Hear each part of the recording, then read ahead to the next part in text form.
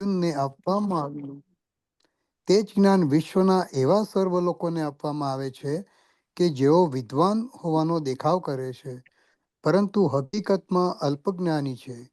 ભગવાન એવું સ્પષ્ટ જણાવે છે કે તેઓ સ્વયં અર્જુન તથા યુદ્ધભૂમિ પર એકત્ર થયેલા સર્વ રાજવીઓના શાશ્વત વ્યક્તિગત જીવો છે અને આ જીવોની બદ્ધ તથા મુક્ત અવસ્થાઓમાં ભગવાન જ તેમના એકમાત્ર પાલનકર્તા છે. પૂર્ણ પુરુષોત્તમ પરમેશ્વર સર્વોપરી વ્યક્તિત્વ ધરાવનારા પુરુષ છે અને ભગવાનનો સનાતન સંગી અર્જુન તથા ત્યાં ભેગા થયેલા સર્વ રાજાઓ સનાતન વ્યક્તિગત પુરુષો છે. તેઓ ભૂતકાળમાં વ્યક્તિરૂપે ન હતા એવું નથી, અને એવું પણ નથી કે તેઓ સનાતન વ્યક્તિરૂપે નહીં રહે. તેમનું વ્યક્તિત્વ તરીકેનું અસ્તિત્વ ભૂતકાળમાં હતું અને ભવિષ્યકાળમાં પણ તેમનું વ્યક્તિત્વ અબાધિત રીતે ચાલુ રહે છે. તેથી કોઈને માટે પણ શોક કરવાનું કારણ રહેતું નથી. મુક્તિ પછી વ્યક્તિગત આત્મા માયાના આવરણથી અલગ થઈને નિરાકાર બ્રહ્મમાં વિલીન થઈ જશે અને પોતાનું અસ્તિત્વ ગુમાવી દેશે. એવા માયાવાદી સિદ્ધાંતનું અહીં પરમ અધિકારી ભગવાન કૃષ્ણે સમર્થન કર્યું નથી. તે જ પ્રમાણે અહીં એવા સિદ્ધાંતનું પણ સમર્થન થતું નથી કે માત્ર બદ્ધ અવસ્થામાં જ આપણે અસ્તિત્વનો વિચાર કરીએ છીએ. અહીં કૃષ્ણ સ્પષ્ટપણે જ કહે છે કે ભગવાન તથા બીજાઓનું અસ્તિત્વ ભવિષ્યમાં પણ નિરંતર ચાલતું રહેશે, જે અંગે ઉપનિષદો દ્વારા પણ સમર્થન થયેલું છે. કૃષ્ણનું આ કથન પ્રમાણભૂત છે, કારણ કે કૃષ્ણ માયાને વશ થઈ શકે નહીં. જો વ્યક્તિગત અસ્તિત્વમાં તથ્ય ન હોય તો કૃષ્ણે આટલા ભારપૂર્વક અને તે પણ ભવિષ્ય માટે કહ્યું ન હોત. માયાવાદીઓ એવી દલીલ કરી શકે કે કૃષ્ણ દ્વારા કથિત વ્યક્તિગત અસ્તિત્વ આધ્યાત્મિક નહીં પણ ભૌતિક છે.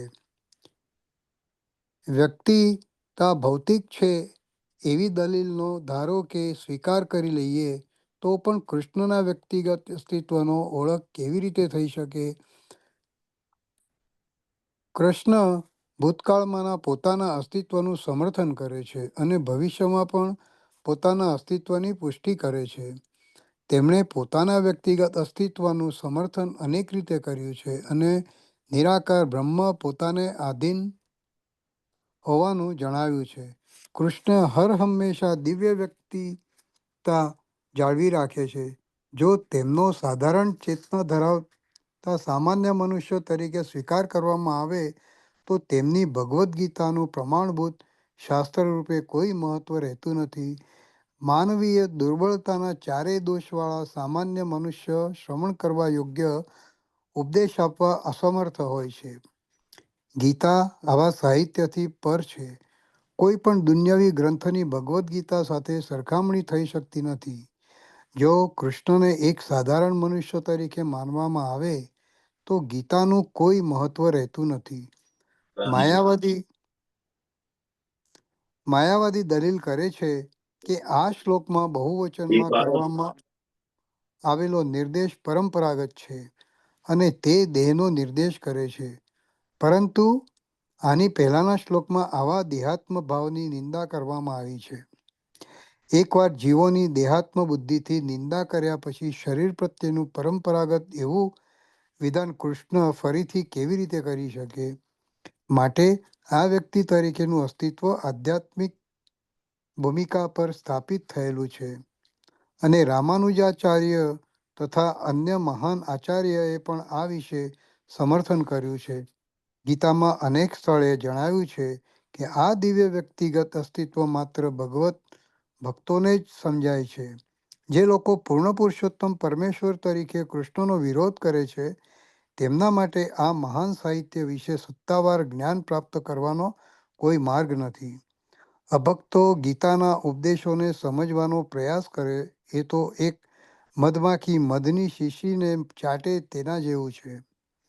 શીશીને ખોલ્યા વિના મધનો સ્વાદ મળી શકતો નથી. તેવી જ રીતે કેવળ ભક્તો જ ભગવદ્ ગીતાના ગૂઢ રહસ્યને સમજી શકે છે. બીજા કોઈ તેનું આસ્વાદન કરી શકતા નથી.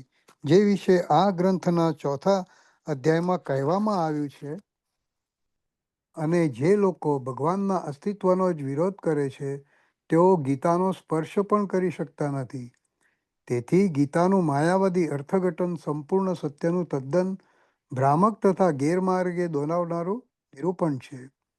ભગવાન શ્રી ચૈતન્ય મહાપ્રભુએ માયાવાદીઓ દ્વારા થયેલા ગીતાના અર્થઘટનો વાંચવાનો નિષેધ કર્યો છે અને આપણને ચેતવણી આપી છે કે જે મનુષ્ય આવા માયાવાદી તત્વજ્ઞાનને ગ્રહણ કરે છે તે ગીતાના વાસ્તવિક રહસ્યને સમજવામાં અસમર્થ બની જાય છે. જો વ્યક્તિગત અસ્તિત્વનો નિર્દેશ અનુભવ ગમ્ય બ્રહ્માંડ પરત્વે હોય તો પછી ભગવાને ઉપદેશ આપવાની કશી જરૂર ન હતી. વ્યક્તિગત આત્મા તથા પરમાત્માનું અનેકત્વ દ્વૈત એટલે અનેકત્વ શાશ્વત સત્ય છે અને ઉપર ઉલ્લેખ થયો છે તે પ્રમાણે આનું સમર્થન વેદો દ્વારા થયેલું છે. હરે કૃષ્ણ. હરે કૃષ્ણ આનંદભાઈ, થેન્ક યુ સો મચ. તમે બહુ સુંદર રીતે વાંચ્યું. હરે કૃષ્ણ. હરે કૃષ્ણ. તો હવે આપણે અહીંયા સમજીએ આ શ્લોકને થોડો. પછી એના પછીનો પણ શ્લોક બહુ જ એટલે બહુ જ ઇમ્પોર્ટન્ટ છે. તો આમાં આપણે થોડું સમજીએ અને પછી આગળ વધીએ. તો અહીંયા શું કહે છે, જો તમારા સ્ક્રીન ઉપર શ્લોક છે, નત્વેવાહમ જાતુ નાસમ નત્વ નેમ જનાધિપ. તો એનો તમે અર્થ કરો એક એક શબ્દનો. તો અહીંયા જો નીચે શબ્દ આપેલો છે નત્વેવાહમ. નત્વેવાહમ એટલે કદી નહીં, એવું કદી નથી થવાનું કે કદી થયું નથી. શું કે છે? નત્વેવાહમ જાતુ. જાતુનું મતલબ એટલે કોઈ વખતે આવું નથી થયું. શું નથી થયું? નાસમ નત્વમ નેમ જનાધિપ. નાસમ. હવે નાસમનો તમે સંધિ અર્થ કરો, આ ભેગો શબ્દ છે. નાસમ એટલે નહીં હતો. તું નહીં હતો એટલે તું નતો કે હું નતો. નહીં ત્વમ. નહીં એમ જનાધિપ એટલે આ બધા રાજાઓ. એટલે ભગવાન કૃષ્ણ બેઝિકલી શું કહેવા માંગે છે કે એવું કદી નથી થયું, એવું કદી થશે પણ નહીં. શું નહીં થાય? કશું થયું છે કે જ્યારે હું નતો, તું નતો કે આ રાજાઓ નતા, એવું કદી નથી થયું અને એવું થવાનું પણ નથી. આગળ શું કે છે? ન ચૈવ ન ભવિષ્યામહ. એટલે શું કે ભવિષ્યમાં પણ એવું કદી નહીં થાય. શું નહીં થાય એવું? કે હું નતો કે તું નતો કે આ રાજાઓ નહીં રહે. સર્વ વયમત્ત પરમ. એટલે શું કે છે કે ભવિષ્યમાં એ તો નહીં જ થાય અને એ તું માની લે કે આના ઉપર તારે હવે શોક કરવાની જરૂર નથી. તો હવે આપણે સમજીએ થોડું કે અહીંયા શું કે છે. તો આપણે અહીંયા એક બે એનોલોજી આપણે સમજી. આપણે ભાવાર્થ તમે વાંચ્યો એમાં તો એક એનોલોજી બહુ સુંદર આપે છે અહીંયા. પણ એ પહેલા આપણે એનોલોજી પર વાત કરીએ પહેલા આપણે એક બે ક્વેશ્ચન ની રજૂઆત કરીએ. એ ક્વેશ્ચન મેં તમને પહેલા પણ પૂછેલો છે પણ ફરીથી તમને પૂછું છું કે એવી કઈ વસ્તુ છે કે એવી શું કારણ છે કે જેનાથી આપણને શોક થાય છે? આસક્તિ. આશક્તિ. ઓકે, આસક્તિ. બીજા કોઈ ડિવોટીને કોઈ ડિફરન્ટ આન્સર છે? એક્સપેક્ટેશન્સ. એક્સપેક્ટેશન. ઓકે, આસક્તિ, એક્સપેક્ટેશન. ઓકે, બીજો કોઈ ડિવોટીને કોઈ બીજો આન્સર છે જુદો? એટ્રેક્શન. અટ્રેક્શન. અચ્છા, અટ્રેક્શન. શાનું અટ્રેક્શન? માયાનું. માયાનું. પોતાના પરિવારનું. પોતાના પરિવારનું અટ્રેક્શન. ઓકે, બરાબર. બીજા કોઈ ડિવોટીને કોઈ જુદો આન્સર છે? આપણે એને શોક કેમ થાય છે?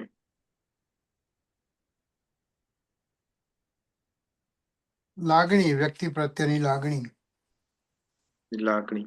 ઓકે, લાગણી કેમ ઉત્પન્ન થાય છે? તમારા બાજુવાળા માટે તમારે એટલી લાગણી છે જેટલી તમારા પરિવાર માટે છે તમને?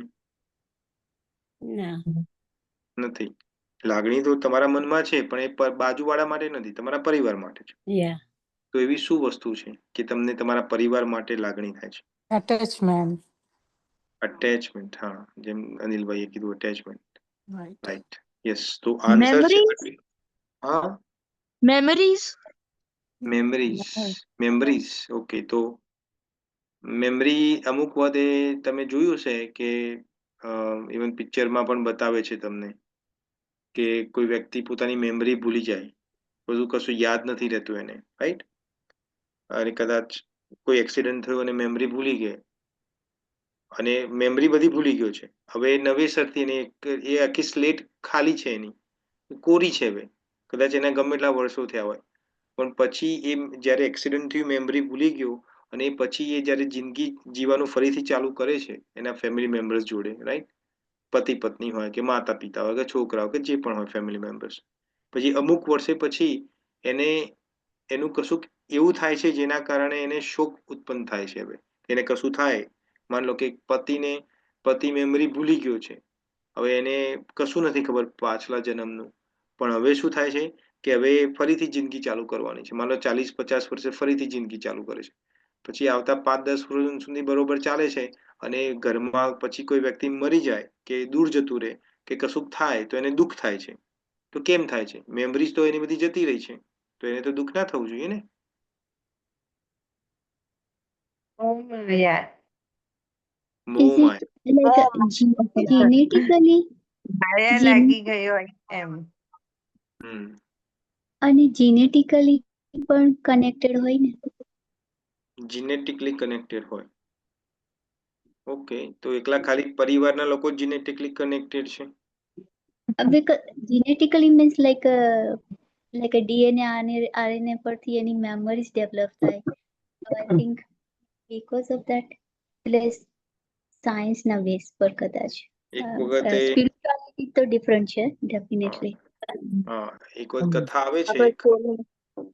હા, એક આપણે કથા છોડીને ચાલ્યા જાય મળી જાય મૃત્યુ પામે તો પણ શોખ લાગે ને.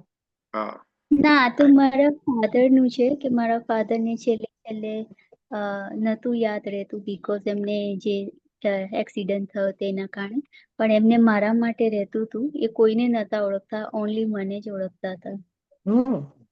હા, પણ એનું શું કારણ છે? અટેચમેન્ટ, મોહ. એ વ્યક્તિ હા, માટે મોહ કારણ છે. Not because genetic. જીનેટિક હોય તો તારે સિસ્ટર પણ છે અને તારા બ્રધર છે, તો એને કેમ યાદ નથી રાખ્યા? એ પણ જીનેટિકલી કનેક્ટેડ છે, Yeah. રાઈટ? તો વસ્તુ મોહ છે. જેમ અનિલભાઈએ કે બીજા બધા ડિવોટીએ જે આન્સર આપ્યો કે આપણે બધાને શોકનું મૂળ કારણ છે મોહ. હવે મોહ કેમ થાય છે? આપણને કોઈ વસ્તુ માટે અટ્રેક્શન કે અટેચમેન્ટ કેમ છે? એનું શું કારણ? એનું બેઝિક શું છે? એનું મૂળ શું છે મોહનું? ડિપેન્ડન્સી. ડિપેન્ડન્સી. Okay, dependency. પછી બીજા કોઈ ડિવોટી? બધી ઇન્દ્રિયોમાં આપનો જીવ હોય બધા સુખ ઇન્દ્રિયો. ભોગવવા માટે. ઇન્દ્રિયોમાં બધી ઇન્દ્રિયોમાં મોહ લાગી ગયો હોય એમ.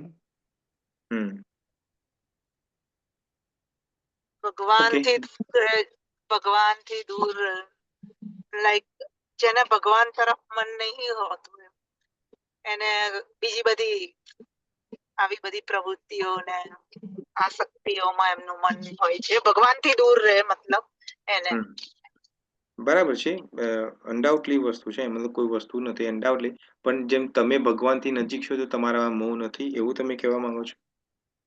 હોય મોહ હોય પણ એટેચમેન્ટ થોડું લાઈક ભગવાન તરફ વધે તો ફેમિલી તરફ થોડુંક ઓછું થાય કે ચલો રિસ્પોન્સિબિલિટી હોઈ શકે કે કરવાની, પણ જે વધારાનું જે હોય કે ચલો ખાલી ચિંતાઓ થતી હોય છે એ બધું મે બી દૂર થાય. તો માન લો તમારા ઘરમાં તમારા છોકરાઓ હોય કે છોકરાના છોકરાઓ હોય, હવે આપણે ભક્તિમાં આવ્યા છે તો એનો મતલબ કે કાલ ઉઠીને રાત્રે લેટ આવે કે બીજું કશું ફરવા જાય અને 10 દિવસ સુધી તમને કોલ ના કરે તો તમને ચિંતા નથી થતી, એવું કહો છો તમે? ના, થાય છે. એ બધા માયામાં લપેટાઈ ગયેલા હોય ને એટલે એનો પણ મોહ માયામાં લપેટાઈ ગયા હોય. પછી બધી ઇન્દ્રિયોમાં જીવ હોય, વધારે પૈસો હોય તો તેમાં જીવ રહી ગયો હોય. હા, તો ક્વેશ્ચન ત્યાં થાય છે કે મોહ કેમ થાય છે? એ મૂળ કારણ શું છે એનું? એમ કહીએ છીએ. આપણે એવું નથી કહેતા કે આપણે મોહ ઓછો થઈ ગયો કે વધુ થઈ ગયો. એની ડિગ્રી ઓફ મોહની વાત નથી કરતા. કોઈને 100 ડિગ્રીનો તાવ આવે કે કોઈને 98 ડિગ્રીનો તાવ આવે, એની કોઈ વાત નથી. તાવ છે. મોહ કેમ થાય છે? એનું મૂળ કારણ શું છે? એના મૂળમાં શું છે? શું છે? એક એક ડિવોટી પ્લીઝ. એક ડિવોટી. હા, શું કહો છો? હા, અપેક્ષાઓના કારણે મોહ થાય ને. દરેક વ્યક્તિ અપેક્ષાના કારણે જોઈએ આપણે મોહ. બધાને અપેક્ષા, દરેક એક માણસો ફેમિલી હોય પણ એના ફેમિલીમાં બધાના જોડી અલગ અલગ અપેક્ષા હોય. એના હા, જોડી આપણો મોહ હા, એનો વધતો જાય દરેક માણસના જોડી એ રીતે. અચ્છા. યસ. અપેક્ષાના કારણે મોહ થાય છે. ઓકે, નો પ્રોબ્લેમ. વેરી હા. ગુડ. બીજા કોઈ જય શ્રી ડિવોટી? કૃષ્ણ. જય શ્રી જય શ્રી કૃષ્ણ. કૃષ્ણ. 2 મિનિટ. જય શ્રી કૃષ્ણ. આત્મીયતા હોય પૂર્વ એકબીજાની. પૂર્વજન્મની સ્મૃતિઓ જોડાયેલી હોય. પૂર્વજન્મ. અચ્છા, તો તમને તમારા પૂર્વજન્મમાં ખબર હતા કે તમે કોણ હતા? ના ખબર ના હોય, માણસ? પણ એ સ્મૃતિના લીધે આપણને આપણા બધા ફેમિલી ભેગું થયું હોય. Okay, okay. હરે કૃષ્ણ પ્રભુ. પોઈન્ટ વેલિડ છે. પોઈન્ટ આપણે આગળના શ્લોકોમાં ઉપયોગ કરીશું આ પોઈન્ટનો. નેક્સ્ટ શ્લોક જે આવશે એમાં. પણ નોટ એક્ઝેક્ટલી તમે જે કહે છો એનું બ્રોડ ડેફિનેશન છે, પણ નોટ એક્ઝેક્ટલી એનું મૂળ કારણ એ નથી, બીજું છે મૂળ કારણ. મારું બધા એટલે વસ્તુ પ્રભુ મહત્વ છે. 2 મિનિટ, 2 મિનિટ. તમે બધા સાથે બોલો છો ને તો મિક્સ થાય છે. તો મને પેલા નામ આપો, કોને બોલવું છે મને નામ આપો, પછી મને યાદ રહે. શિવાની. મદન મોહિની માતાજી. ઓકે, શિવાની પેલા તું, પછી મદન મોહિની. હા, શિવાની. એમાં લાઈક પેલું આપણે કે ને કે પેલો અહંકાર, રાઈટ? એટલે કે આ મારું છે, આમ લાઈક એટલે આ મારું એટલે મીન્સ એ suppose to be with me, એને એ ટાઈપનું એ થાય કે લાઈક પોઝેસિવનેસ ને બધું એમ, રાઈટ? તો કદાચ બીકોઝ ઓફ ધેટ કદાચ થાય. Okay, very good. ચલો, વેરી ગુડ આન્સર છે. ઓકે, મદન મોહિની. હા, હું શું હા. કહું છું, ઘણી વખત કર્તવ્ય પણ હોય. આપણે કર્તવ્ય તો કરવું પડે ને. હવે તમે કીધું 10 દિવસ સુધી બહારગામ ગયો હોય ને તમને ચિંતા ના થાય. ચિંતા થાય કારણ કે આપણું કર્તવ્ય પણ છે કે આપણા ઘરની વ્યક્તિ બહાર ગઈ છે ને હજુ સુધી આવી નથી, તો એનું જાણવું તો પડે જ ને આપણે. બરાબર છે, કર્તવ્ય તો છે જ, પણ કર્તવ્યમાં તમારી ચિંતા અને કર્તવ્યમાં ફરક છે. હરે ચિંતા કૃષ્ણ પણ એટલે પ્રભુજી. હરે કૃષ્ણ. કોણ કોણ બોલે છે? કુંજ પ્રિયા માતાજી. હા, કુંજ પ્રિયા માતાજી. હા, બોલો. હા, આપનું કોઈના પ્રત્યે વધુમાં વધુ એટેચમેન્ટના કારણે પણ. હા, પણ ક્વેશ્ચન તો આપણે એ જ કરીએ છીએ કે અટેચમેન્ટનું શું કારણ છે? અટેચમેન્ટ કેમ થાય છે કોઈના માટે આપણને? એનું કારણ શું છે? આપને માયા લાગેલી હોય એટલે. એટલે બહુ તમે એમ કહો છો ત્યાં કે જાય કા નામ પકડો કે કા નામ પકડો, કાન ત્યાં જઈને પકડીએ. ઊભું રહી ગયું પાછું. આપણી જે ઈચ્છાઓ હોય છે એને કારણે મોહ થાય છે. ઈચ્છાઓના કારણે. અચ્છા, ઓકે. આ પાર્શલ જવાબ છે. બરાબર છે, આ પણ સાચું છે કે આ જિંદગીમાં આપણે ઈચ્છાઓના કારણે આવે છે. પણ હજુ પણ મને જે આન્સર હું ખોટું છું, એ આન્સર મને પરફેક્ટ નથી મળ્યો. તમે બ્લડ રિલેશન. તમારામાં ભક્તિનો બ્લડ અભાવ હોય રિલેશન. એટલે થઈ શકે એવું. ભક્તિનો અભાવ, ભક્તિ is different category all together. જય શ્રી ભક્તિ કૃષ્ણ. જય જેને શ્રી કૃષ્ણ. કારણ કે હા, ભગવાનને જો તમે હો તો તમને માયા ના લાગે. ના, એવું નથી, એવું નથી. કોને કીધું એવું? તમે ભગવાનમાં જે કેટલા બધા devotee all over the world છે, તો આપણે એવું કહી શકીએ કે બધા માયાથી પાણી ઉપર પીએ છે ઉપર તું? છે. ના, ના, એવું પણ નથી. ઓછી માયા હોય. તમે ભક્તિમાં હોય ને એ વાત બરાબર છે એમની. જો હા, ભક્તિમાં એ વાત લાગી ગયા સાચી હોય છે. ને તો માયા માતા અને મોહ ઓછો થાય એ વાત ચોક્કસ છે. હા, મોહ ઓછો થાય, પણ મોહ એકદમ નથી, ઝીરો નથી થઈ જતો. એનું શું કારણ છે? એની વાત છે. એનું બેઝિક શું કારણ છે? આઈ થિંક કોઈને વચ્ચે જય શ્રી કૃષ્ણ બોલ્યા હતા. કોણ હતું? મને ઇન્દિરા. હા, ઇન્દિરા માતાજી. હા, બોલો. Blood relation. બ્લડ રિલેશન બરાબર, પણ હું એ તમને ક્વેશ્ચન એ જ પૂછું છું કે બ્લડ રિલેશન હોય કે ગમે તે બીજું, આમે મોટા ભાગનો મોહ આપણે બ્લડ રિલેશન વ્યક્તિ જોડે જ હોય. આપણો જે મોહ છે ને, યા. આપણા પરિવાર મોટા ભાગના 99.99 વસ્તુ તમારા પરિવાર સાથે મોહ હશે. તેમ હમણાં એક્ઝામ્પલ આપી, બાજુવાળા જે વ્યક્તિ હશે, બાજુનો પડોશી, એના જોડે તમને એટલો મોહ નહીં હોય. કાલ ઉઠીને એ લોકો શિફ્ટ થઈ ગયા કોઈ બીજા ગામમાં કે બીજા દેશમાં, તો તમને એટલું દુઃખ ના થાય.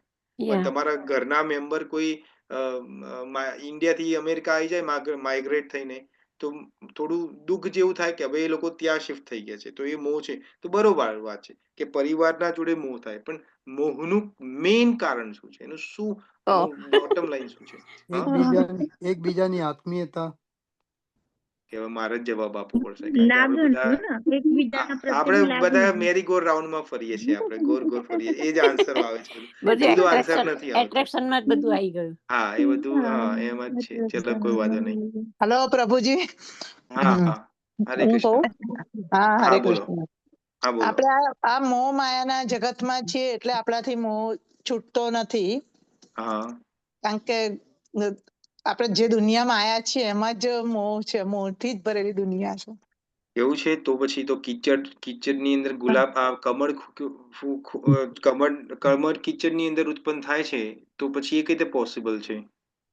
એ તો પોસિબલ નથી ને. કમળ તો કેટલું સુંદર છે, લક્ષ્મી માતા એના પર વાસ કરે છે, કમળ ઉપર. એમનું પ્રિય ફૂલ કમળ છે, એ તો કીચડમાં ઉગે છે. તો હાઉ ઇઝ ધેટ પોસિબલ? તો પછી આપણા જિંદગીમાંથી આ જગતમાંથી બહાર જ ના નીકળી શકીએ. જો આપણે એ જ રીઝન હોય, એક્ઝેક્ટલી એ રીઝન હોય તો. જેમ કે બહાર વરસાદ પડે છે, બહાર વરસાદ પડતો હોય તો તમે છત્રી લઈને જાઓ કે રેનકોટ પહેરો, તમે પલળવાના જ છો એવું થોડું હોય. છત્રી લઈને જાઓ તો બચાવ થાય ને તમારો. બચાવ થાય થોડો ઘણો. હા, તો આપણે મોહમાયાના ભૌતિક સંસારમાં તો છીએ જ. એમાં તો કોઈ અનડિનાઇડ નથી. એવું પણ નથી કે ભૌતિક વર્લ્ડમાં છીએ એટલે આપણને મોહ થાય છે, પણ એનું મેઇન કારણ બીજું કશુંક છે.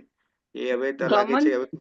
હા ગમન પોતે આમ હું કઈક છું ગમન ને આમાં કારણે આપણે આપણા શરીરને વધારે કેન્દ્રિત કરીએ છીએ અને આપણા માઇન્ડને વધારે કેન્દ્રિત કરીએ છીએ.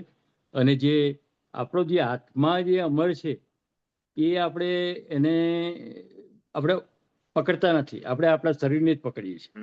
Okay okay. Now we are getting in the line. હવે થોડું હવે આપણે લાઈનમાં આવીએ છીએ.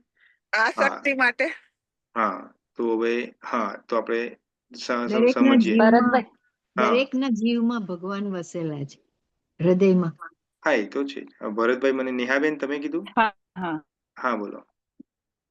તમે એકવાર ફરીથી ક્વેશ્ચન કરો ને એટલે પછી હું તમને કહું. હા, તો આપણે આસક્તિ કેમ થાય છે, મોહ કેમ ઉત્પન્ન થાય છે, એનું શું કારણ છે મોહ થવાનું? તો આપણને મતલબ સાચું શું છે અને ખોટું શું છે તેની ખબર નથી પડતી એટલા માટે.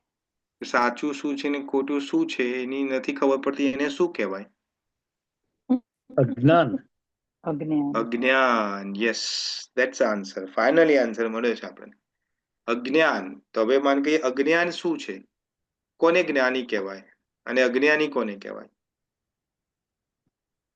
આપણે લાસ્ટ ટાઈમ મેં તમને સમજાવ્યું હતું કે કઈ વ્યક્તિને જ્ઞાની કહેવાય. જે ભગવાનને સમજે એ જ્ઞાની. ના, જે એટલું જે ભગવાનને વ્યક્તિ તમે કઈ રીતે સુખમાં ને ભગવાનને સમજી શકો? જે વ્યક્તિ જળ અને ચેતન બે જળ અને મિનિટ. ચેતનને સમજી શકે છે અને હા ભગવાનને સમજી શકે છે, એ જ્ઞાની કહેવાય. હા, હવે આવે છે આન્સર. યસ, મેં ગયા સેશનમાં પણ તમને સમજાયું હતું કે જ્ઞાની કોને કહેવાય. આપણે શું લાગે કે ભગવદ્ ગીતાના 700 શ્લોક કોઈને આવડી જાય, કે મારા જેવો મૂર્ખાને તમને કલાક તમને આ ક્લાસ લે છે તો તમને એવું લાગે ભરત પ્રભુ તો જ્ઞાની છે. હું જ્ઞાની નથી, હું તો મૂર્ખો છું. હું તો પોપટનું જેમ, પોપટને તમે કશું શીખવાડો તો એ પોપટની જેમ બોલ બોલ કરે. પોપટ જોયેલો છે તમે? એને તને રામ રામ શીખવાડો તો ઘરમાં આપણા ઘરમાં તો કોઈના પોપટ નહીં હોય, પણ પોપટને તમે રામ રામ શીખવાડો તો એ આખો દિવસ રામ રામ જ બોલી રાખે. એને તમે બીજું શીખવાડો તો એ જ બોલી રાખે. તો મારું કામ તો પોપટ જેવું કામ છે. હું તો પોપટ છું, મને તો કશું નથી આવડતું. પણ જ્ઞાની કોણ છે? તો જ્ઞાની એ વ્યક્તિ છે જે સત અને અસતમાં ડિફરન્સ કરી શકે છે. તો હવે આપણે સમજીએ કે ભાઈ બરોબર, સત અને અસતમાં ડિફરન્સ કરી તો સત શું છે ને અસત શું છે? તો ભગવાન કૃષ્ણ અહીંયા સમજાવે છે. આવતા શ્લોકમાં પણ, હવે 13મો શ્લોક છે એમાં પણ બહુ ડિટેલમાં વાત કરશે ભગવાન કૃષ્ણ. સત શું વસ્તુ છે? તો માન લો કે તમારા જોડે તમારો ફોન છે. તમારા બધા જોડે આઈફોન હશે, મોટા ભાગના લોકો જોડે, કે સેમસંગ નો ફોન હશે, રાઈટ? તો આ સેમસંગ નો ફોન કે આઈફોન જે છે એ સત કેટેગરીમાં આવે કે અસત કેટેગરીમાં આવે? કોણ કહેશે? અસત. અસત કેમ છે? કારણ કે એમાં જડ છે. હા, જળ છે. જડ છે એટલા માટે. ઓકે, બરાબર. તો જડ છે એટલા માટે. ઓકે, બરાબર, વેરી ગુડ. તો જડ છે તો એનું હવે જડની પ્રોપર્ટીઝ શું છે? પ્રોપર્ટીઝ એટલે એના ગુણધર્મ. આપણે ગુજરાતીમાં કહીએ તો ગુણધર્મ. જેમ કે પાણીનો ગુણધર્મ શું છે? તરલ હોવું. તરલ હોય પાણી અને વહેતું હોય પાણી, એનો ગુણધર્મ છે. પાણી તમે એક ખાબોચિયામાં જોયું હશે, ભરેલો ગંદુ થઈ જાય, એમાં પછી બધા જીવજંતુ ઉત્પન્ન થાય. કે પાણી હંમેશા વહેતું રહે અને એનો ગુણધર્મ શું છે? કે તમે પાણી પીવો તો તમારી પ્યાસ બુઝાવે, એનો ગુણધર્મ છે. ખાંડનો ગુણધર્મ શું છે? તો ખાંડનો ગુણધર્મ છે તમને ગળાશ આપવી. કદી તમે તીખી ખાંડ બજારમાં મળતી જોઈ છે? કે કડવી ખાંડ જોઈ છે કે બજારમાં? હવે આજકાલ મળતી હોય તો મને નથી ખબર, પણ નોર્મલી ના મળે. સાચી વાત? એનો ગુણધર્મ છે, એટલે પ્રોપર્ટી છે, એનાથી તમે એને જુદું ના કરી શકો. ખાંડ અને એની ગળાશને તમે એને જુદું ના કરી શકો. સિમિલરલી કોઈ જડ વસ્તુ જે છે, એ જડ વસ્તુને કઈ વસ્તુ છે જેને જુદી ના કરી શકો તમે? એવી કઈ વસ્તુ છે એના જોડે શું અટેચ વસ્તુ છે જેને તમે જુદી નથી કરી શકતા? જડ વસ્તુની વાત કરીએ તો જડ વસ્તુનો આખરે તો અંત આવે જ છે. યસ, કારણ કે નાશવંત છે. Yes, very good, yes. તો જડ વસ્તુ છે, તમારો ફોન આઈફોન છે કે સેમસંગ ગેલેક્સી છે, તો એવું થાય કે તમે નાના હતા કે અત્યારે ખરીદ્યો, માનો કે તમે 40 વર્ષની ઉંમરે ખરીદ્યો, તો હવે છેક 70 વર્ષ મળશો ત્યાં સુધી આઈફોન ચાલવાનો છે. બને એવું કદી? નથી બનવાનું. ઓકે, માની લો તમે કપડું પહેરો છે તમે, તો કોઈ બહુ સંભાળીને પહેરે કપડું, તો એ કપડું હંમેશા માટે ટકે? ના ટકે. હા, તો એનો મતલબ શું થયો કે જડ વસ્તુ જે છે, હા, જડ વસ્તુ છે એનું ઓલવેઝ એક એક્સપાયર ડેટ છે. જેમ આપણે બ્રેડ લાવીએ બજારમાંથી, ખરીદીએ કે દૂધ લાવીએ, ચલો બ્રેડ તો દૂધ લાવીએ, આપણે કોથળી લાવીએ કે કેરબામાં આપણે લાવીએ છીએ અમેરિકામાં, તો એના ઉપર એક્સપાયર ડેટ લખી હોય છે કે ઓગસ્ટ 1 કે ઓગસ્ટ 2 પી ત્યાં સુધી તમારે યુઝ કરી લેવાનું, પછી એ બગડી જશે. હવે એ તમે દૂધ જે છે એ તમે ફ્રીજમાં મૂકી રાખો ઓગસ્ટ 2 પછી પણ, તો એવું છે કે નહીં બગડે. કદાચ એક દિવસ થોડું વધુ એક્સટેન્ડ થઈ જાય, પણ પછી તમે 10મી 15મી ઓગસ્ટે પીવાનો ટ્રાય કરો તો એમાંથી ગંધ મારે ને, સ્મેલ આવે છે. તો કહેવાનો મતલબ છે કે જે જડ વસ્તુ જે છે એ બધાની એક એક્સપાયરી ડેટ છે. તો આપણે લોકો પણ જે છીએ એની એક એક્સપાયરી ડેટ છે. કોઈની વહેલી છે, કોઈની મોડી છે. સાચી વાત છે? અગ્રી? આમાં કોઈને ડિફરન્સ લાગે છે કે ના ના ભાઈ મારી એક્સપાયરી ડેટ નથી? એવું કશું? બધાની છે.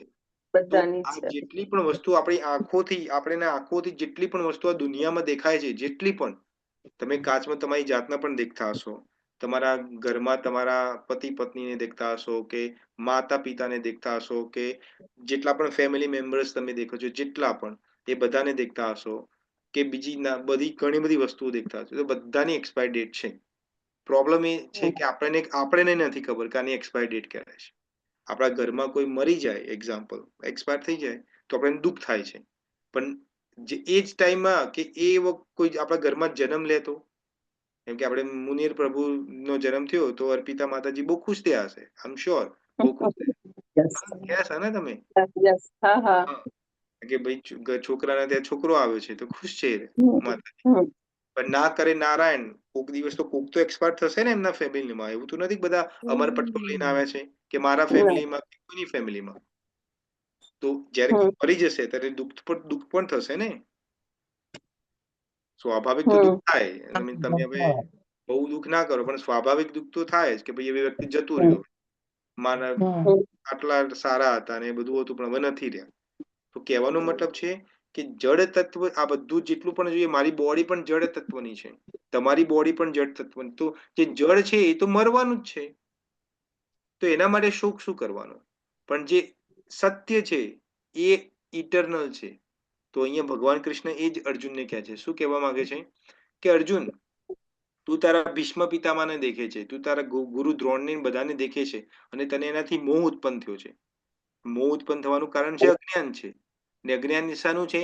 કે તને લાગે કે એરિયા જે બોડીમાં જે છે, એ બોડી જે ભીષ્મ પિતામાની 185 વર્ષની બોડી જે છે, દાઢી વાળી દોરી થઈ ગઈ છે, આંખોની પાપણ નીચે પડી ગઈ, તો આમ ઊંચી કરી રાખી છે ને બધું છે, તો તને લાગે કે એ જ ભીષ્મ પિતામહ છે, કે ગુરુ દ્રોણ આ જ છે. પણ એ તો બોડી છે. એકચ્યુઅલમાં તો જે સત્ય વસ્તુ છે તો આત્મા છે. ને આત્માનું તો સ્વભાવ જ કેવો છે? ચંચળ સ્વભાવ છે. એ એક જગ્યાએ ટકીને બેસતો જ નથી. એવું જ નથી કે ભાઈ તમારા પિતામાની બોડી છે તો બીજા બધાની ઉંમર 100 વર્ષ હોય, તો પિતામાને થોડી વધુ છે, કારણ કે એમને વરદાન પ્રાપ્ત છે. પણ વરદાન પ્રાપ્ત છે એ વસ્તુ સાચી છે, પણ મરવાના છે, મરવાના કદી નથી મરવાના એવું થોડું છે. આપણે જેમ ગઈકાલે તમે બધાએ પિક્ચર દેખ્યું કે આપણે મહા અવતાર નરસિંહા એને હિરણ્યકશ્યપુ શું માંગે છે વરદાન બ્રહ્મા જોડથી કે તમારા હાથથી બનાવેલો કોઈ પણ જીવ મને ના મારી શકે, સવારે નહીં, બપોરે નહીં, સાંજે નહીં. આ બધું કેટલા બધા વરદાનો માંગે છે, રાઈટ? એ પહેલા માંગે છે અમરતાનું વરદાન, પણ બ્રહ્માજી કે હું જ નથી અમર ભાઈ, તને શું અમર બનાવું, મારી પણ એક્સપાયર ડેટ લખેલી છે, તો તને વરદાન તો મળી ના શકે. પણ બીકોઝ તે એટલું બધી તપસ્યા કરી છે કે તારા તપસ્યાથી આખું બ્રહ્માંડ એ થઈ ગયું હતું, તો હું તને વરદાન આપવા માટે બાધ્ય થઈ ગયો છું. હવે તો વરદાન તો મારે તને આપવું પડશે, પણ તું જે વરદાન માંગે છે એ વરદાન મારાથી પોસિબલ નથી અમરતાનું, એના સિવાય કોઈ પણ વરદાન માંગ તો એ પછી એની, કારણ કે વ્યક્તિ હંમેશા પોતાનો નિર્ણય પોતાની બુદ્ધિથી લેતો હોય છે. કોઈ ગાંડો માણસ પણ હોય ને એને તમે ગાંડો કહો ને તો એ બાજુમાં લાકડી પડી હોય ને પણ મને મને ગાંડો સમજે તું. કારણ કે એનામાં પણ બુદ્ધિ છે. બુદ્ધિ છે તો બુદ્ધિથી ઉપયોગ એનો નિર્ણય લે છે કે એના અનુભવથી નિર્ણય લે છે. તો કહેવાનો મતલબ શું છે કે આત્મા એ સત્ય વસ્તુ છે અને ઇટરનલ વસ્તુ છે. એક જેમ માયાવાદીઓ જે છે એ બધા શું માને છે, જેમ આપણે વાંચ્યું માયાવાદીઓ શું માને છે કે એક દિવસે આજે જેમ કે આજે બધા અહમ બ્રહ્માસ્મિ વાળા છે કે હું પણ એક દિવસ બ્રહ્મ બની જઈશ, તું હું પણ નારાયણ બની જઈશ, તું પણ નારાયણ બની જઈશ, આ પણ નારાયણ બની જશે, આ પણ નારાયણ બની જશે. હા, એવું કે છે એ લોકો, એવું માને છે, કે છે પણ એવું માને છે. તો એવું કઈ રીતે પોસિબલ છે? એવું પોસિબલ નથી. એક વસ્તુ આપણે સમજીએ બીજી આની આગળ, પણ આ બેઝિક વસ્તુ તમને ખબર પડી ગઈ? આમાં કોઈને કોઈ ક્વેશ્ચન છે સો ફાર? નથી પાક્કું? પછી હું પ્રશ્ન પૂછીશ ને આના પર. ઓકે, તો મોહનું કારણ શું છે? અજ્ઞાન. અજ્ઞાન. અને અજ્ઞાન શું છે? જળ અજ્ઞાન કોને વસ્તુ. કહેવાય? જળ. જળ. જળ વસ્તુ, જળ તત્વ જળ છે. વસ્તુ છે. જળ તત્વ. ના, નાશવંત છે. ના, અજ્ઞાન એ વસ્તુ છે કે જડ અને ચેતન વસ્તુમાં ડિફરન્સ જેને નથી ખબર એને અજ્ઞાન કહેવાય. જડ નથી, અજ્ઞાન જડ નથી. એટલે એ બધું કોન્ટેક્ટ પછી એ બાજુ તમે ત્યાં સત ને અસત નું જ્ઞાન નથી. હા, તો જે વ્યક્તિ તફાવત, જેને કહેવાય ગુજરાતીમાં તફાવત નથી પાડી શકતો કે આ જડ વસ્તુ છે અને આ સત્ય વસ્તુ છે, સત વસ્તુ, સત એટલે ઇટરનલ. આ બેમાંથી પરમેનન્ટ અને હંમેશ માટે કઈ વસ્તુ છે અને ટેમ્પરરી કઈ વસ્તુ છે, એમાં જે ડિફરન્સ નથી કરી શકતો એને અજ્ઞાન કહેવાય છે. અજ્ઞાન. જે એટલે દિવસે જળ ને તમે આ ચેતન બંને સમજી નહીં ગયા, સમજે. હા જળ અને ચેતન બંને નહીં સમજે તે અજ્ઞાન. હા, તો જે દિવસે તમને આ ખબર પડી જાય કે જડ વસ્તુ કઈ છે, ચેતન કઈ વસ્તુ છે, એ વખતે તમે જ્ઞાની થઈ ગયા. પછી તમારે ભગવદ્ ગીતાના 700 શ્લોક યાદ કરવાની જરૂર નથી. એટલે કરો તો સારી વસ્તુ છે, એને એટલે શોખ એવું ના નથી થાય. કહેતો કે તમે મૂકી દો, નથી. પણ સમજવાની વાત છે કે એ બેઝ એના મૂળમાં જડ અને જે ચેતન છે એમાં ડિફરન્સ, હવે એટલું ખબર પડવાથી આપણે જ્ઞાની થઈ જઈએ?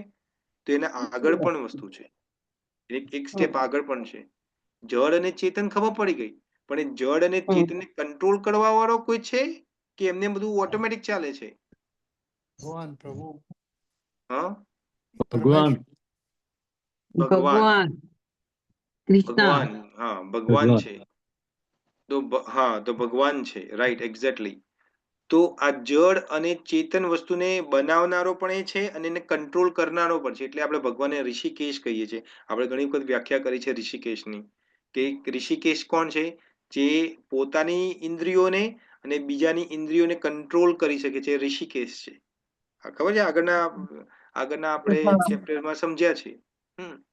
તો જેમ મેં ગયા સેશનમાં તમને સમજાવ્યું હતું કે ભગવાન આંખથી ખાઈ શકે છે. અમુક લોકો કે આંખથી કઈ રીતે ખાઈ શકે? તો હા, આપણે ભોગ ધરાઈએ છીએ ભગવાનને, તો ભગવાન થોડો હાથ લાંબો કરે છે પછી મોંમાં નાખે, તમે બધું થોડું દેખી શકો છો. એ તો પોતાની દ્રષ્ટિથી ખાય છે, તો એ ભગવાન કરી શકે. આપણે લિમિટેડ, આપણી ક્વોન્ટિટી લિમિટેડ છે. ભગવાન કે છે કે કોનો ઓન છે? પ્લીઝ તમારા માઇકને ઓફ રાખો પ્લીઝ. હા, તો આપણે એને ભગવાન, હવે આપણે એના ઉપર આવીએ, આપણે થોડું સમજીએ. તો આપણામાં ને ભગવાનમાં શું કોમન વસ્તુ છે? કોઈ કહેશે? આપણા ભગવાનમાં અને આપણે એટલે જીવ, આપણે એઝ અ બોડી તરીકે નહીં. આ બોડી તો અસત વસ્તુ છે, બોડી આજે છે કાલ નથી. પણ આપણા મને ભગવાનમાં કશું ડિફરન્સ, આઈ મીન સામાન્ય છે, ડિફરન્સ પછી વાત કરીએ. કશું કોમન વસ્તુ છે બંનેમાં?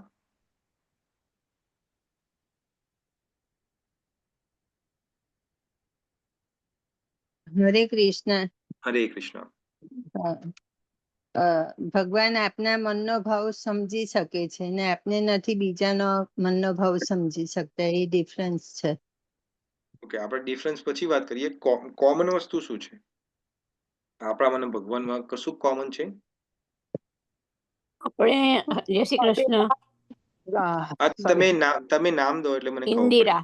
હા, ઇન્દિરા માતાજી. હા, જીવાત્મા એ કૃષ્ણનો અંશ અવતાર છે અને કૃષ્ણ અંશ એટલે બંને એક જ અંશ થયા. ઓકે, એ બરાબર છે. પણ તો પણ હજુ કોમન વસ્તુ જે છે એ હજુ આપણે પકડાઈ નથી. કોમન હરે શું છે? કૃષ્ણ પ્રભુજી. હરે કૃષ્ણ. ભગવાન જેવા આપણે બે હાથ, બે આંખો, બે કાન, જેવું છે એવું ભગવાન ને પણ છે કોમન વસ્તુ. અચ્છા, આ કોણ બોલે છે? તમારું નામ? જલ્પા. જલ્પા માતાજી. Very good. તો જલ્પા માતાજી, મારો એક ક્વેશ્ચન તમને છે કે જેમ કે દરિયાની અંદર ઘણા ટાઈપના પ્રાણીઓ રહે છે, રાઈટ? ઓક્ટોપસ છે એક્ઝામ્પલ. તો ઓક્ટોપસ ને તો બે હાથ નથી, એને તો ઘણા બધા હાથ છે. 8 જ છે. હા, 8 હોય કે વધુ હોય, એક્ઝામ્પલ છે, આ તો સમજવાની વાત છે. તો એ તો પછી એના મને ભગવાનમાં કશું કોમન નથી, એનો મતલબ એવો થાય ને પછી તો. હા, એ પણ થાય. ઓકે, બીજા કોઈ ડિવોટી? સારું છે, તમે આન્સર આપો છો, એમાં કોઈ બહુ સારું. એટલે મને લાગે તમે તમે લોકો વિચારો છો એના માટે. તો વેરી ગુડ, તમે આન્સર આપો છો. પણ તો પણ શું કોમન છે? બેઉમાં આત્મા તો છે જ. બંનેમાં આત્મા, એટલે એનો મતલબ ભગવાન એક ખોખું છે ને એની અંદર આત્મા પૂરાઈ ગઈ છે, એવું છે? જેમ આપણે બોડી એક ખોખું છે એની અંદર આત્મા છે, તો એવું જ થાય ને પછી. કારણ કે ભગવાનમાં પણ આત્મા છે અને આપણામાં પણ આત્મા છે, એવું થાય ને એનો મતલબ. તો ભગવાન તો વ્યાપક છે, તો આપણે પણ વ્યાપક હોવા જોઈએ ને. મેં તો કોમન વસ્તુ બોલું છું. આપણે નથી વ્યાપક. હા, તો એ તો ડિફરન્સ થઈ ગયો ને. આપણે ડિફરન્સ ની વાત નથી કરતા, આપણે કોમન વસ્તુ વાત કરીએ છીએ. બંનેમાં શું કોમન છે? ખબર નહીં, તમે જ કહો. આપણે આત્મા છે ને એ પરમાત્મા છે. એ તો ડિફરન્સ છે. એ તો ડિફરન્સ થઈ ગયું ને. એ તો ડિફરન્સ છે. હરે કૃષ્ણ. હા, હરે કૃષ્ણ. શિવાની કશું કહેવા માંગે છે? આપણે એમના અંશી છીએ, એટલે એમનામાંથી આપણે થયા છે. હા, બરોબર છે, પણ કોમન વસ્તુ શું છે? આપણે બંનેમાં ભગવાનમાં અને આપણામાં એમ તો કોન્શિયસનેસ તો હોય જ છે. હા, વેરી ગુડ. યસ, અને આપણે ભગવાનની ભક્તિ કરીએ છીએ અને ભગવાન ભક્તને કરુણા દર્શાવે છે. પહેલો આન્સર બરોબર છે, આ બીજો આન્સર થોડો ડિફરન્ટ થઈ ગયો. બે પક્ષી છે ને, એ એવું કઈ નથી. કશેક જગ્યાએ ખબર નહીં મેં ક્યાં વાંચ્યું હતું કે બે પક્ષી છે, એમાં એક પક્ષી દ્રષ્ટા છે અને એક આપણે પોતાને કરતા માને છે. દ્રષ્ટા અનુમંતા. હા, બરાબર છે. ના, પણ એ વસ્તુ તો પણ કોમન નથી, એ તો ડિફરન્સ થઈ ગયો. મારે ડિફરન્સ સમજાવો કે ભગવાન અને એમાં તો કે એક પક્ષી જે છે એ ખાય છે, ફ્રૂટ ખાય છે, અને બીજો પક્ષી એને જોવે છે કે શું કરી રહ્યો છે. ઉપદ્રષ્ટા અનુમંતા કે છે, પરમાત્મા સુપર સોલ. બરાબર, ચલો હું જવાબ આપું, કારણ કે અહીંયા આપણે ગોળ ચક્કર ફરી રહ્યા છે ફરીથી. ઓકે, તો ભગવાન અને આપણામાં બે વસ્તુ કોમન છે. તો એ કઈ વસ્તુ છે? તો એક તો જવાબ આપી દીધો ઉમાકાંત ભાઈએ કે ચેતના, કોન્શિયસનેસ. ભગવાન પણ કોન્શિયસ છે. કોન્શિયસ એટલે એ પણ એક્ટિવ છે.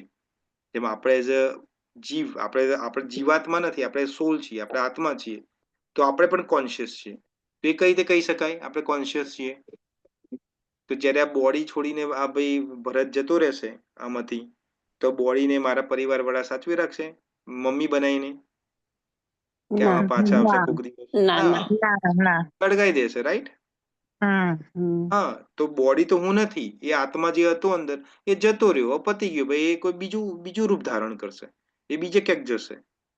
એની ગતિ પ્રમાણે, મારા કર્મ પ્રમાણે હું ક્યાંક બીજે જઈશ. સાચું? તો યા એ વસ્તુના કારણે અમુક વખત આપણે જેમ અમે પુરુષ લોકો છીએ તો 2-3 દિવસ પછી અમારા દાઢી ઉગવાની ચાલુ થઈ જાય છે, અમારે કરવી પડે. રાઈટ? રાઈટ? તો એ કોના કારણે? હવે જે વ્યક્તિ મરી ગયું છે એને થાય? કોઈ મરી ગયેલું વ્યક્તિને તમે અઠવાડિયું મૂકી રાખો તો એની દાઢી વધી જાય? ના વધે. કેમ? નહીં. કેમ? એ ચેતન એમાં નથી. ચેતના નથી. હા, તો આત્મા એની અંદર નથી રહેલો, એ કોન્શિયસ, એ એનામાં એક્ટિવ ચેતન નથી, એ નથી. કોન્શિયસ નથી. તો આપણામાં અને ભગવાનમાં કોમન શું છે? તે આપણે બંને Consciousness. ચેતના છે, આપણા બંનેની ચેતના. અંદર કોન્શિયસનેસ છે. ને બીજી વસ્તુ કોમન શું છે? તો નિત્ય છે. ભગવાન પણ નિત્ય છે ને આપણે પણ નિત્ય છે. એ તો શ્લોક આપણે ભણી રહ્યા છીએ. આ શ્લોકનું બેઝ જ એ છે. ભગવાન કૃષ્ણ એ તો કહેવા માંગે છે કે અર્જુન તું શું કામ શોક કરે છે? તને લાગે છે કે તારા ભીષ્મ પિતાને બધા હંમેશા માટે જીવશે? એ પણ નિત્ય છે ને તું પણ નિત્ય છે. હું એવું પણ કદી નતું, તું પેલા નતો કદી કે હું હમણાં કૃષ્ણનો મેં જન્મ લીધો છે તો હું હમણાં જ પકડ્યો છું, એવું નથી. આગળ ભગવાન કહેશે અર્જુનને કે મારા બધા જ જન્મો મને યાદ છે, તને કશું યાદ નથી. આગળ કહેશે ભગવાન કૃષ્ણ ભગવાન. તો કહેવાનો મતલબ શું છે કે અર્જુન એટલે એઝ આત્મા તરીકે, હા, અર્જુન એઝ બોડી નહીં. અર્જુન એઝ આત્મા તરીકે, કે ભરત એઝ આત્મા તરીકે, કે ઉમાકાંતભાઈ, કે અર્પિતા માતાજી, કે કોઈ પણ આપણા બધામાંથી આપણે બધા ઓલવેઝ હતા, ભૂતકાળમાં પણ હતા, વર્તમાનમાં પણ છીએ અને ભવિષ્યમાં પણ હઈશું. કદાચ આ બોડીમાં નહીં હોઈએ, મારી બોડી કદાચ બીજી ડિફરન્ટ બોડી બને, તમારી બોડી કોઈ બીજી ડિફરન્ટ બોડી બને. રાઈટ? એક્ઝામ્પલ છે આપણા કર્મ પ્રમાણે. પણ આપણે એઝ આત્મા તરીકે તો ઓલવેઝ નિત્ય છીએ. તો ખબર પડી આ બે વસ્તુ કોમન શું છે આપણામાં ભગવાનમાં? નિત્ય છીએ, આપણે પણ નિત્ય છે, ભગવાન પણ નિત્ય છે. આપણામાં પણ કોન્શિયસનેસ છે, ભગવાનમાં પણ કોન્શિયસનેસ. રાઈટ? આમાં કોઈ તમારે ક્વેશ્ચન, ડાઉટ છે કશું કોઈને? કે કોઈ એવું છે કે એને અગ્રી નથી થતું કે ના ભાઈ હું નથી અગ્રી થતો આની અંદર? જય શ્રી કૃષ્ણ. હરે કૃષ્ણ. જય શ્રી જય કૃષ્ણ. શ્રી કૃષ્ણ. ઇન્દિરા બોલું. હા, ઇન્દિરા માતાજી. તમે કીધું આપણામાં ચેતના ભગવાનમાં અને આપણામાં કોમન છે. હા, તો ભગવાનને તો આપણે મૂર્તિ સ્વરૂપે પૂજીએ છીએ અને હા, એમને મૂર્તિ ના હોય તો આપણે આપણા આંખો બંધ કરીને આપણે એમને આપણા જીવની અંદર આપણે એને મહેસૂસ કરીએ છીએ. હા. તો એમાં આપણે ચેતનાની કઈ રીતે ખબર પડે કે ભગવાનમાં ચેતન છે એવું? અચ્છા, એટલે તમારો ફરીથી હું ક્વેશ્ચન પેલા સમજી લઉં, આન્સર આપે પહેલા. તમે એવું કહો છો કે ભગવાન મૂર્તિ છે, રાઈટ? મૂર્તિની અંદર મૂર્તિ તરીકે આપણે એને પૂજીએ એમાં છીએ. ચેતન નથી. આ મૂર્તિની અંદર ચેતના નથી. હા, તો આપણે એને પૂજીએ છીએ, રાઈટ? યા અને કોઈ વ્યક્તિ બીજા જે ધર્મ જે છે એ લોકો મૂર્તિ પૂજા નથી કરતા, તો એ તો આંખ બંધ કરીને ભગવાનની પૂજે છે. હા, એ પોતાના દિલમાં ભગવાન છે એ રીતે હા, મહેસૂસ કરીને હા, હા, એમને પૂજે છે. હા. તો ચેતના ક્યાં આવી એમાં? હા, તો હવે સમજીએ. તો ચેતનાનો મતલબ તમે શું સમજો છો? ચેતના એટલે શું? કોન્શિયસનેસ જેને ઇંગ્લિશમાં કહેવાય ને, એનો શું મતલબ તમે સમજો તમારી ભાષામાં? ચેતના એટલે હાલતું ચાલતું એમ. ચેતના એટલે હાલતું ચાલતું, એને ચેતના એટલે કહેવાય. ફરી શકે, જાતે પોતાની જાતે બધું કામ કરી શકતું હોય, તો પછી ભગવાનની મૂર્તિ, બીજાની હા, ભાવના સમજી શકે. તો ભગવાનની મૂર્તિ તો ચેતના નથી, કારણ કે એ તો હાલતી યા ચાલતી એ નથી. પણ નથી. એટલે તો હું કહું છું, તો ચેતના કેવી રીતે ખબર પડે આપણને કે ભગવાનમાં ચેતના છે? ઓકે, તો હવે એટલે ચેતનાનું ડેફિનેશનમાં ગડબડ છે એનો મતલબ આપણો. હા, કાં તો પછી આપણી મૂર્તિ પૂજાની પદ્ધતિ ખોટી છે, એટલે કાં તો એ થાય. ના એ તો ખોટી નહીં કહેવાય, પણ હા, તો પછી ચેતના એટલે શું એ સમજવું તો પડે. જે વ્યક્તિ ચેતન છે એ હાલતું ચાલતું હોય ને ચેતન કહેવાય, રાઈટ? હમ. મૂર્તિ તો હાલતી ચાલતી નથી, તો એ ચેતન કઈ રીતે કહી શકાય? એ કોન્શિયસ કઈ રીતે કહી શકાય? હા, એ પૂછું છું. હા, તો હું પણ તમને કાઉન્ટર ક્વેશ્ચન પૂછું છું કે એનો મતલબ એ થયો કે ચેતના ડઝન્ટ મીન કે વ્યક્તિ હાલતો ચાલતો હોય. ઓકે. તો એ થયું ને, જેમ કે એક્ઝામ્પલ છે, આજે આ બોડીમાં હું છું, આ ભરતની બોડીમાં હું છું, કાલે ઉઠીને મારું એક ટાઈમે મારું ડેથ થઈ જવાની છે. તો હવે યા એ જે આત્મા જે છે, હું આત્મા સ્વરૂપે છું, તો કદાચ હું કોઈ જન્મ ના પણ લઉં, અમુક ટાઈમ માટે મને વેઇટિંગ પીરિયડમાં મૂકી દે ભગવાન, કે ભાઈ ઉભો રહે ભાઈ, હજુ તારો જન્મ તને કદાચ તે આ ભગવદ્ ગીતાનું જ્ઞાન આપ્યું છે ડિવોટીઓને, તો તને ફરીથી હું બીજો મનુષ્ય જન્મ આપવા તૈયાર છું, પણ હજુ તારી બોડી તૈયાર નથી થઈ, તો વેટ કરતો થોડો થોડો ટાઈમ એટલે કદાચ આઈ ડોન્ટ નો ગમે એટલા, માન લો કે 10 વર્ષ સુધી ભગવાન મને જન્મ નથી આપતા, તો હું કોઈ એક સ્ટેટમાં છું, કોઈ કોન્શિયસ સ્ટેટમાં છું, તો એટલે હું ડેડ થઈ ગયો ત્યાં. જ્યારે હું કોઈ બોડીમાં આવું ત્યારે જ હું એક્ટિવ થઉં છું, એવું છે કશું? તમને શું લાગે છે? ત્યાં તમે તમારો આત્મા ત્યાં ઉભો રહે છે, વેટ કરે છે તમારા નેક્સ્ટ બર્થ માટે. એટલું એનર્જી, રાઈટ? હા બરોબર છે, પણ હું એ જ કહું છું કે યસ, એનર્જી છે, કોન્શિયસનેસ એટલે એનર્જી, પણ એનર્જી ડઝ રિયલી મીન કે મારા હાથ પગ ચાલતા હોય કે હું કશું ફીલ કરતો તારે જ હું કોન્શિયસ કહેવાઉં? પણ તમારા ગયા પછી તમારો આત્મા તો ત્યાં બીજા બર્થ માટે વેટ કરતો હોય, તો એ આત્મા તો એક જ જગ્યાએ સ્થિર થઈ ગયો ને? ના, માની લો કે એક્ઝામ્પલ છે, આ જેટલા ભૂત પ્રેત પિશાચ બધા બને છે, જે આપણે દેખાતા નથી, જે અંતરિક્ષમાં રહે છે, રાઈટ? તો એ લોકો એક જગ્યાએ થોડા હોય છે, તો ભટકતા રહેતા હોય છે ને. એ ભટકતા રહે, બરાબર. હા, તો પછી તો એને શું કહેવું આપણે?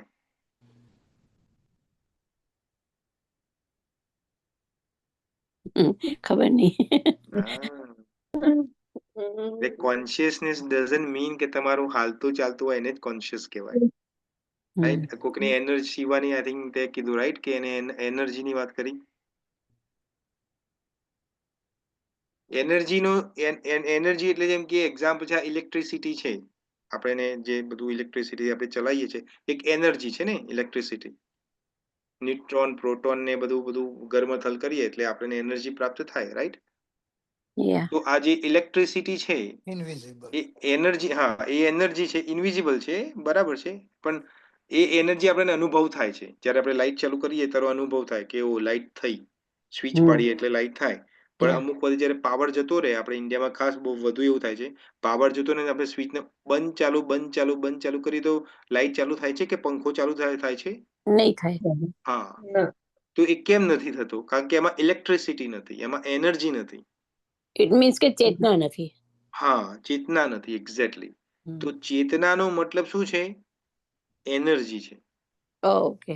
હવે એનર્જી જેમ કે એક્ઝામ્પલ છે, ઇલેક્ટ્રિસિટી છે, હવે એક રીતની કોન્શિયસ છે, પણ એ ઇલેક્ટ્રિસિટી કોઈના શરીરમાં ઘૂસી જાય તો કોઈને એક્ટિવ કરી શકે? માન લો મારી ડેથ થઈ જાય, હું મરી જાઉં, અને મારામાં માન લો કે 240 નો કરંટ નાખી દે, તો મારું બોડી ફરીથી જીવિત થઈ જાય, હું ફરીથી એઝ ઇટ ઇઝ થઈ જાઉં? ના થાય. હા, ના થાય. એ ચેતના છે, પણ એ કેવી છે? જડ ચેતના છે. ખબર પડી ડિફરન્સ? હા, પણ આ જે ચેતનાની વાત કરીએ છીએ, આત્મા જે છે, એઝ અ સ્પિરિટ કે એનર્જી, એ એક્ટિવ ચેતના છે. એ જ્યાં જાય તે બધાને એક્ટિવ ચેતન કરી દે. જેમ કે ફોન છે, તમારો મોબાઈલ ફોન છે, રાઈટ? એને તમે ચાર્જ ના કરો 2 દિવસ સુધી તો ડેડ થઈ જાય. પછી જ્યારે પ્લગ ભરાવો તમે એની અંદર, પછી અમુક 5-10 મિનિટ રવા દો, પછી પાછું એક્ટિવ થઈ જાય છે. પછી પાછું તમે તમારે કોન્ટેક્ટ ફોન ને બધું કરી શકો ને, રાઈટ? તો એ પણ ચેતના છે, પણ એ કેવી ચેતના છે? જડ ચેતના છે. કારણ કે ટેમ્પરરી ચેતના છે. એ તમે પ્લગ ને ઇલેક્ટ્રિસિટી બધું ભરાયું, એ કારણ કે ચેતના કેવી હોય? પરમેનન્ટ હોય. ઇલેક્ટ્રિસિટી પરમેનન્ટ નથી. એ તો નહીં તો પછી તો આપણે આ બધું સોલર પ્લાન્ટ ને બધું લગાવવાની જરૂર નથી. આ કોલસા આટલા બધા ધુમાડો કરી છે, બધાની જરૂર નથી. ખબર પડે છે આમાં, ઇન્દિરા? તો ચેતનાનો મતલબ છે એનર્જી, પણ કેવી એનર્જી? Active energy. હવે તમે જેમ કીધું કે મૂર્તિ છે, તો મૂર્તિ તો હાલતી ચાલતી નથી, એ તો એક જ જગ્યાએ સ્ટેચ્યુ બનીને ઊભી છે, તો આપણે એની પૂજન શું કામ કરવું? એમાં તો ચેતના નથી ને? એમાં તો ચેતના નથી. Very good. કેટલા લોકો માને છે કે મૂર્તિમાં ચેતના નથી? ચેતના નથી એ વાત બરાબર, ફિઝિકલી નથી, પણ આપણે દિલથી માનીએ છીએ. હા, નહીં, એવું નથી. તો કાલથી તો દિલથી હું માનું કે ભરત ભગવાન છે, તો હું દિલથી માનું છું. તો હું તો ભગવાન થઈ ગયો ને, એ દિલથી તો માનું છે ને. એ તો દરેકના જ હૃદયમાં ભગવાન છે જ.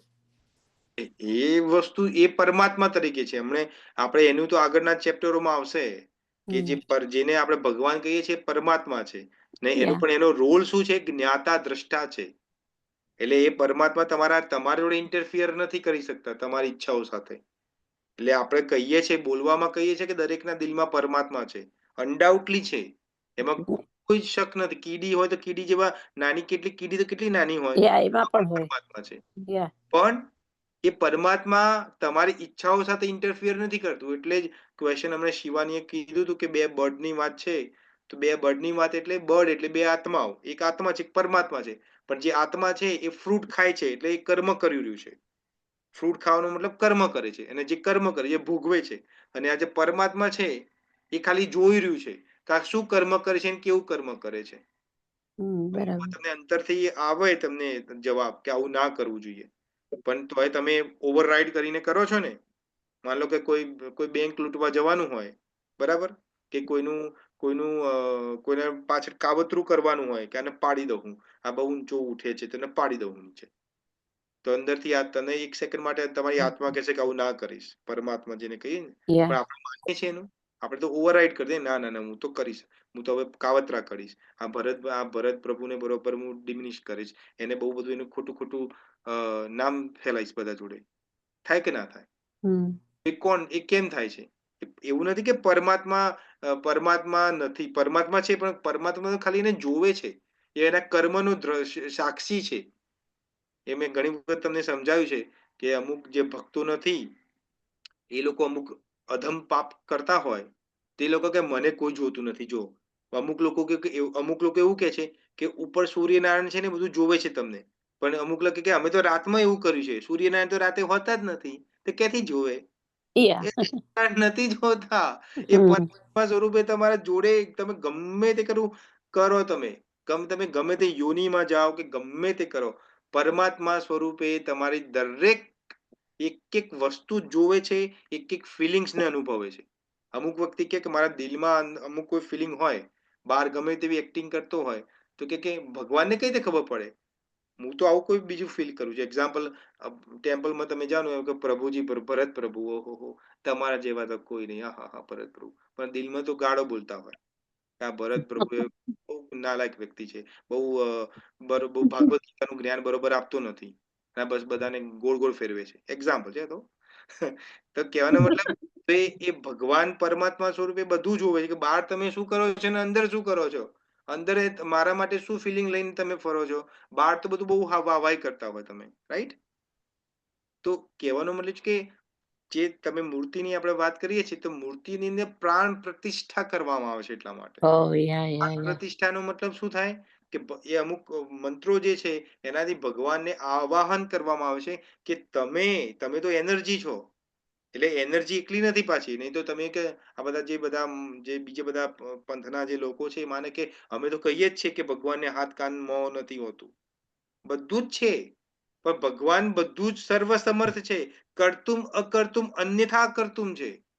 જે કરી શકે એ તો કરી શકે, અકર્તુમ જે નથી કરી શકે એ પણ કરી શકે, અને અન્યથા કરતુમ જે વ્યક્તિ વિચારી નથી શકતો એ પણ કરી શકે છે. નહીં તો વરા અવતાર આપણે મૂવીમાં જોયું, વરા અવતાર, વરા એટલે ભૂંડ. એક ગુજરાતીમાં કીધું ભૂંડ. ભૂંડ કેવું હોય? ગંધાતું હોય. તમે ભૂંડને જોયેલું છે એટલે ગંધાતું હોય, તો એની પૂજા થતી હોય, ભૂંડની કોઈ પૂજા કરતું હશે? તો મૂવીમાં તમે જોયું વરા અવતાર, બ્રહ્માજીના છીક ખાવાથી ઉત્પન્ન થાય છે, ને પછી હિરણ્યાક્ષનો વધ કરે છે, એ તમે જોયું બધું. હા, તો એ કઈ રીતે પોસિબલ છે? How is that possible? ભગવાન અન્યથા કરતું પણ છે, એ કરી શકે એવું કોઈ ના કરી શકે. એટલે ભગવાન કૃષ્ણ કહે છે જન્મ કર્મ ચ મે દિવ્યમ એવમ યો વેતિ તત્વતઃ ત્યક્ત્વા દેહમ પુનર્જન્મ નેતિ મામેતિ સો અર્જુન. મારો જન્મ ને મારો કર્મ દિવ્ય છે, તું તારી આ 2 ગ્રામની બુદ્ધિથી મને નહીં સમજી શકે. એટલે ભક્તા કહે છે, આગળ ભગવાન કહે છે, ગીતામાં જ કહે છે કે મને કોણ જાણી શકે? મારા ભક્તો જાણી શકે. તો ભક્ત બનો. ભક્ત એટલે પ્રેમ કરો ભગવાનને, તો પછી ભગવાન ધીમે ધીમે પોતાની માયાને એ કરે ને પોતાની જાતને જણાવે. જેમ અર્જુનને જણાવ્યું, વિરાટ રૂપ દેખાડ્યું. કદી કોઈને નથી દેખાડ્યું વિરાટ રૂપ. કોઈ એટલે કોઈને, અર્જુન સિવાય ના પહેલા કોઈને દેખ્યું છે, ના તો અત્યારે કોઈને એના પછી કોઈને દેખ્યું છે. કારણ કે અર્જુન ભગવાનને એટલો પ્રેમ કરે છે, એટલે ભગવાન પોતાની જાતને વેચાઈ દેવા માંગે છે. તમે તમારા છોકરાને પ્રેમ કરતા હોય તો એ તમને ગાળો જ દેતું હોય તો એને તો કે આપણો છોકરો છે ને, જવા દે ને, મરશે. કરીએ ને આપણે, એવું કરીએ ને. તો સિમિલર છે. તો એ જે મૂર્તિ જે છે, એ પથ્થરની મૂર્તિ જે છે કે કાષ્ટની મૂર્તિ છે, તો એની અંદર ભગવાનને આવાહન કરવામાં કે તમે આમાં પધારો, ત્યારે ભગવાન પધારે છે આવાહન કરીને એમની એનર્જી સ્વરૂપે, ત્યારે પછી એને પૂજીએ છે. તો તમે એને રેસિપ્રોકેટ કરો છો. હવે તમે, કારણ કે ભગવાનને તો હવે આપણે તો જોયા નથી ભગવાનને, રાઈટ? તો હવે આપણે કઈ રીતે એના જોડે, જેને મેં જોયું જ નથી એને હું કઈ રીતે પ્રેમ કરી શકું? તમે કોઈને જોયા જ નથી તો કોઈને પ્રેમ કઈ રીતે, ભક્તિ કઈ રીતે કરી શકો? તો ભગવાન કહે છે અચ્છા તે મને નથી જોયું, ચલ આ મૂર્તિમાં માની લે કે હું આવો જ દેખાઉં છું, હવે મને પ્રેમ કર. એટલે આપણે મૂર્તિ સેવા કરીએ છીએ.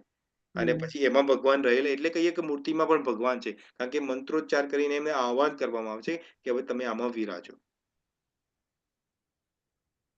રાઈટ? બરાબર. ઓકે. હવે આપણે ઓલરેડી આપણે આગળ વધી ગયા છે. આજે આપણે 13મો શ્લોક પણ લેવો હતો, પણ એનીવે, તો આપણે બે વસ્તુ જાણી, જ્ઞાની અજ્ઞાની કોને કહેવાય અને ભગવાનમાં ને આપણામાં શું કોમન છે. હવે આપણા આવતા સેશનમાં સમજીશું કે આપણામાં તફાવત શું છે, ભગવાનમાં ને આપણામાં શું તફાવત છે એ પણ જાણીશું. પણ એ પહેલા કોઈને કોઈ ક્વેશ્ચન હોય તો તમે કરી શકો છો. હરે કૃષ્ણ. તમે તમારું પ્રભુ એક વાત કરવાની છે કે આવતીકાલથી સ્વામિનારાયણ મંદિરમાં ચિત્રલેખાજીનું અધ્યયન થવાનું છે, તો એમાં અમે લોકો હાજરી આપવાના છે, એટલે અમે નહીં આવી શકીએ, એટેન્ડ નહીં કરી શકીએ ક્લાસ. 3 દિવસ. યસ. હા, એ તો કદાચ હું, મારું નક્કી નથી, કાલે તો હું નથી જવાનો. મંગળવારે કદાચ જવાય તો હું તમને ગ્રુપમાં ઇન્ફોર્મ કરીશ. તો તમારે કોઈ વાંધો નથી. તમારે ત્યાં તમે તો કૃષ્ણ બુક, આપણે 3 દિવસ કૃષ્ણ બુક જ છે, સોમ મંગળ બુધ ગ્રુપ. હા, તો ટેમ્પરરી આપણે છે તો કરીશું કે આપણે મંગળવાર કદાચ કોઈ એક દિવસ આપણે ગુરુવારે શિફ્ટ કરીશું, એ હું તમને જણાવીશ ગ્રુપમાં. પણ તમે તો કૃષ્ણ બુક પહેલાથી જે તમે જોઈન કરેલી છે એટલે તમે મિસ કરશો તો પણ બહુ ખાસ કશું એવું નથી મિસ કરવાના. હાવેવર ચિત્રલેખાજી બહુ સુંદર વક્તા છે અને ભગવાનની હરિનામ હરિકીર્તન અને ભગવાનનું ભાગવત ધર્મ બહુ સારી રીતે પ્રોપોગેટ કરે છે. તો ડેફિનેટલી એનો લાભ લેવો જ જોઈએ. જો આપણા કોલમ્બસમાં આવ્યા છે તો અનડાઉટલી લેવો જોઈએ, એમાં કોઈ વાંધો નથી. હા, કોઈ વાંધો નથી. તમે જાઓ, ડેફિનેટલી જાઓ. જેમ મેં કીધું એમ કે મોર લાઇકલી, હજુ કન્ફર્મ નથી, પણ મોર લાઇકલી હું મંગળવારે કદાચ હું પણ આવીશ. તો મંગળવારનો ક્લાસ આપણે ગુરુવારે શિફ્ટ કરીશું. તો આ વેરી લાઇકલી એવું થશે કે મંગળવારે ક્લાસ નહીં હોય આપણો, પણ ગુરુવારે ક્લાસ કરીશું એનો. પણ વિલ ડુ ઇટ. હું તમને ઇન્ફોર્મ કરીશ ગ્રુપમાં. બરાબર? કોઈ વાંધો નથી. Thank you. હરે કૃષ્ણ. બીજાનો કોઈ ક્વેશ્ચન છે? આપણે 3 દિવસ BAPS માં છે ને ચોથા દિવસે ગુરુવારે ભારતી હિન્દુ ટેમ્પલમાં છે. હા, કોઈ વાંધો નથી. રાઈટ, એવું છે. એટલે 4 હા, days. એટલે તમારે જેને જવું હોય મોસ્ટ વેલકમ. કોઈ ટેન્શન નથી. એ નથી ખબર અમને. યા સાંજે 7 થી 8:30 છે એનું.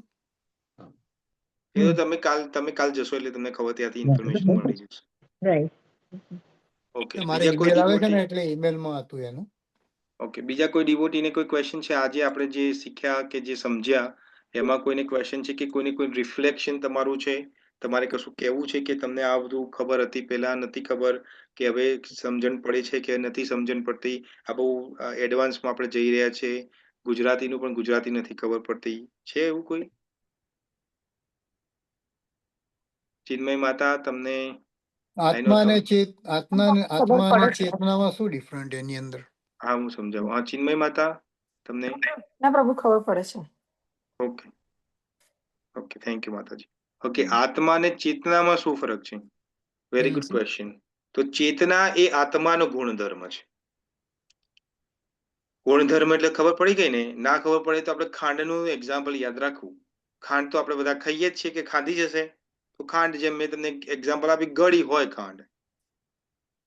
સૂર્યનારાયણ છે તો એનું ગુણધર્મ શું છે? પ્રકાશ આપવો. તમે અંધારા વાળો સૂર્યનારાયણ દેખ્યા કદી તમે? એટલે આત્મામાં ચેતના હોય જ એવું. હા, તો જ્યાં ચેતના છે એનું મૂળ સ્વરૂપ આત્મા છે. આત્માના કારણે ચેતના છે. જે એક્ટિવનેસ જે છે એ આત્માના કારણે છે. એટલે મેં તમને એટલે મેં તમને કીધું કે બેઉમાં આત્મા છે એમ બેઉમાં એટલે કોમાં આત્મા છે? ભગવાનમાં ને આપણામાં? ભગવાનમાં ને આ મનુષ્ય ના ના એવું નહીં. આપણે ખુદ આત્મા છીએ, આપણામાં આત્મા નથી. This is my car, this is my home, this is my iPhone, my iPhone. ભગવાને હા, આત્મા છે ખરો એમ તો એમ કહેવાય this is my body, I am not a body. તો ધીસ ઇઝ માય બોડી નો મતલબ શું થાય? માય બોડી એટલે કોને રિલેટેડ છે? એમ કહીએ ધીસ ઇઝ માય આઈફોન, હું એવું કહું this is my phone, right? આત્માની તો બોડી હું અને ફોન જુદા છીએ, એ વસ્તુ પાકી થઈ. જો આપણે અમે બંને જુદા ના હોય, હું ને આઈફોન જુદા ના હોય, એટલે હું ને ફોન જુદા નથી અમે, તો પછી મારે મારું કહેવાનું જરૂર જ નથી ને. હું અને મારો ફોન જુદા છે, એટલે કે this is my phone, this is my car, this is my house, this is my money. કારણ કે મની અને હું જુદા છીએ. સિમિલરલી એક્ઝેક્ટલી આત્મા જે આપણે આત્મા છીએ, તો આ બોડી તો એક સાધન છે, એના થ્રુ હું બોલી રહ્યો, આ જે બોલી રહ્યો છું એ બોડી માધ્યમ છે. હવે એક્ઝામ્પલ, હું ભૂત સ્વરૂપે અહીંયા બેઠો હું આ કરતો હોય તો તમે સાંભળવાના છો? કોઈ નથી આવવાના. તમે લોકો આવશો? હું અહીંયા તમને અહીંયા તમે તમારી સ્ક્રીન ઓપન કરો અને અહીંયા તમે કોઈ બોલતું હોય પણ દેખાતું ના હોય કોઈ, તો તમે બેસો? પછી ના બેસો ને. હું તો ના બેસું, તમે બેસો. રાઈટ? મતલબ કહેવાનો કે મતલબ છે મતલબ કે હું અને આત્મા બે એક જ છે. હા, હું ને આત્મા એટલે હું જ આત્મા છું. ઓકે. જેમ કે એક્ઝામ્પલ છે, બે સીટ છે, રાઈટ? એક્ઝામ્પલ એક બીજી રીતે સમજાવું તમને, બહુ કોમન રીતે ખબર. ગાડી તો તમે બધાએ ચલાવી જશે, કાં તો જોઈ હશે ગાડીને. જોઈ છે બધાએ, રાઈટ? ચલાવી છે. ઓકે. તો ગાડીમાં કોઈ ડ્રાઈવર ના બેસ્યો હોય તો ઓટોમેટિક ગાડી ચાલે? અત્યારે જો કે આપણે ટેસ્લાની રોબો ટેક્સી આવી ગઈ છે, એ જુદી વાત છે, એની વાત નથી કરતા. તો ના નોર્મલી ચાલે. ના ચાલે. તો એની અંદર ડ્રાઈવર બેસેલો હોવો જોઈએ. ડ્રાઈવર બેસે તો જ ગાડી ચાલે. તો સિમિલરલી આ બોડી છે, ગાડી છે, એ વાહન છે, અને એની અંદર આત્મા વિરાજમાન થાય છે ત્યારે એક્ટિવ થાય છે. એટલે તમે અમુક વખત આપણે ગુજરાતીઓમાં બહુ સાંભળ્યું છે કે આને તો ભૂત ચડી ગયું છે, કે આની એમાં ભૂત પ્રવેશ થઈ ગયું છે. થાય આપણને એવું? તો આપણે એવું છે કે આ બોડીની અંદર ભૂત કઈ રીતે આવી? કે હું તું આની અંદર તો હું વસેલો છું, તો બીજું ક્યાંથી આવ્યું ભૂત? એ એટલા માટે આવે છે કે એ ગાડીની અંદર કેટલા લોકો બેસી શકે? આપણે એક્ઝામ્પલ 5 સીટરની ગાડી હોય તો 5 કે 6 લોકોને આપણે બેહાડીને લઈ જઈ શકીએ ને? લઈ જઈ શકાય કે ના લઈ જઈ શકાય? એવું છે કે એક ગાડીમાં એક જ જણ બેસે, એવું થાય કદી? ના. તો આ બોડી જે છે એ સાધન છે. આમાં એક પણ આત્મા, એક 100 આત્મા પણ પ્રવેશી કરે, 1000 પણ કરી શકે. એવું સાયન્સ છે, એનું ગુડ સાયન્સ છે. એ આપણે આગળ જેમ જેમ ચેપ્ટરો આગળ વધીશું એમ તમને સમજાવીશું તમને આ બધી વસ્તુઓ. પણ એક તમને સમજવાની વાત છે. તો કહેવાનો મતલબ છે કે આપણે આત્મા છીએ ને ભગવાન એ પરમ આત્મા છે. એ આપણે આપણા આગલા ચેપ્ટરમાં અમે આગલા શ્લોકમાં સમજીશું. નેક્સ્ટ જે શ્લોક આવશે એમાં આપણે ડિટેલમાં સમજીશું. તો એવું નથી કે હું બોડી છું ને મારામાં આત્મા ઘૂસી જાય છે એટલે હું એક્ટિવ છું. હું જ પોતે આત્મા છું. મારા કારણે આ બોડી ચાલે છે. બોડીના કારણે હું નથી ચાલતો. અનિલભાઈ, ક્લિયર છો? ક્લિયર છો હવે તમે? હજી કન્ફ્યુઝન તો છે જ થોડુંક મને. તમને કન્ફ્યુઝન છે? હા, તો તમે મને સેપરેટલી ફોન કરો તમે. પ્રભુ એક કોમ્પ્લિકેટેડ છે. હા, કોમ્પ્લિકેટેડ વસ્તુ છે, સમજણ ના પડી. ઓકે, તો આપણે થોડું સમજીએ, જેના જોડે ટાઈમ છે એને સમજાવીએ. ચલો, તમારું કોમ્પ્લિકેશન મને બતાવો. ચલો, આપણે કોમ્પ્લિકેટને દૂર કરીએ આજે. ચલો, એકચ્યુઅલી જેના એટલું જોડે બહુ ટાઈમ છે. ધ્યાન ના રાખ્યું, પણ છે તો ટોપિક કોમ્પ્લિકેટેડ. તો કોમ્પ્લિકેટેડ એટલા માટે છે કારણ કે આપણી બુદ્ધિથી સમજાય એવું નથી. ભગવાન કારણ કે તમે એવું કીધું કે આ શરીરમાં એમ કે આત્મા એકથી વધારે રહી શકે, રાઈટ? હા, indeed. Right. How can possible? એ કેવી રીતે પોસિબલ છે? હા, તો હું એ જ કહું, તો એવું કઈ રીતે પોસિબલ છે કે એક ગાડીમાં ખાલી એક જ જણ જઈ શકે? એવું કઈ રીતે પોસિબલ છે? તો આપણે એ તો મીન્સ આપણે દેખી શકીએ છીએ કે ઓકે ગાડીમાં સ્પેસ છે, જેમ કે વધારે માણસ બેસી શકે એવી રીતે. અચ્છા, તો હવે મને કહો કે આ બોડીની અંદર આત્મા ક્યાં વસે છે? હૃદયમાં. તો હૃદય તો આપણું બહુ નાનું હશે ને, કે એમાં તો જગ્યા ના હોય ને? એક જ જગ્યા, ત્યાં તો એક જ જણ બેસી શકે.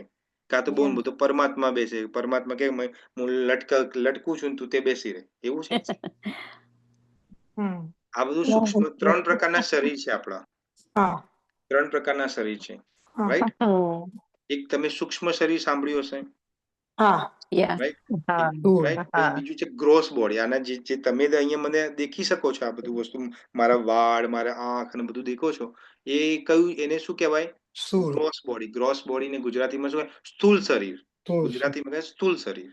ધૂળ સ્થૂળ, એક સ્થૂળ શરીર છે, એક સૂક્ષ્મ શરીર છે, એને સટલ બોડી કહેવાય, રાઈટ. એની આગળ પણ છે, એની આગળ જે આપણે જ્યારે આગળના શ્લોક આવશે ત્યારે સમજાવીશ, જેની અંદર આ ચિત્ત, મન ને બધું રહેલું છે, એ આગળની વાત છે. એ અત્યારે આપણે 2 ટાઈપની બોડી સમજીએ આપણે, રાઈટ, સમજવા માટે. તમારા જો ક્વેશ્ચન છે એનો સમજવા માટે. તો એક છે સ્થૂળ બોડી, જે તમને બધાને દેખાય છે, ને એક છે સૂક્ષ્મ બોડી, જે આપણને નથી દેખાતું. ટેલિસ્કોપ થી પણ તમે દેખો તો ના દેખાય. સાચી વાત ચિન્મય માતા? તો હવે તો આપણને સૂક્ષ્મ બોડી તો નથી દેખાતી ને, તો સૂક્ષ્મ બોડી નથી કે છે? છે. એ કઈ રીતે કહી શકો તમે? તમને તો નથી દેખાતી ને. How is that possible? ચેતના છે એની અંદર. ના, આ ચિન્મય માતાને થોડું જવાબ આપો ને, કારણ કે એમને થોડું કોમ્પ્લિકેટેડ લાગ્યું ને, એટલે થોડું એમની રીતે સમજાવું છું. હા, તો એ તો આપણે મીન્સ જાણીએ જ છીએ, એમ કે 2 ટાઈપના આવી રીતે બોડી છે, સૂક્ષ્મ શરીર અને એટલા માટે આપણે કહી શકીએ છીએ કે યા છે એમ. હા, પણ એવું તમને કોઈને કીધું એટલે જાણો છો ને તમે. હા, કોઈએ કીધું એટલે જાણીએ તમે છીએ. અનુભવ તો નથી કર્યો. ના. હા, તો એક્ઝેક્ટલી. તો હવે કોઈના પર ભૂત ચડી જાય, કોઈનામાં ભૂત પ્રવેશી જાય, તો તમારામાં તો નથી ચડ્યું, એટલે તમારે તો અનુભવ નથી કર્યો. પણ જેના ચડ્યું છે, હા કે જેને આપણે સારંગપુર લઈ જતા હોય, કે હા પછી જે જોયું છે આપણે બધું, રાઈટ. હા, તે લઈ જતા તો આપણે જોયું, આપણે આંખે જોયું, કાં તો કેવું ગાંડા જેવું કરે છે આ વ્યક્તિ, જે માંડ એક રોટલી ખાઈ શકે, એ તો 20 મણનો ભાત ખાઈ જાય છે ને, બધું ખાઈ જાય છે. How is that possible? હા, તો એનો મતલબ કે ભૂત જેવી વસ્તુ તો છે, એ માનીએ છીએ. હા, એવું છે. માતા છે, યા રાઈટ. ઓકે, તો આપણે 2 વસ્તુમાં માની લીધું. એક કે સ્થૂળ બોડી અને સૂક્ષ્મ બોડી છે. બીજી વસ્તુ કે આત્મા છે. અને ભૂત કોને કહેવાય? એ બહુ સિમ્પલ વસ્તુ છે. ભૂત કોઈ બહુ જુદી એન્ટિટી નથી. આ જીવાત્મા જે છે, આ જે જીવાત્મા છે, જેમ કે જીવાત્મા એટલે હું, એઝ અ ભરત, આત્મા તરીકે, બોડી તરીકે નહીં, આત્મા તરીકે.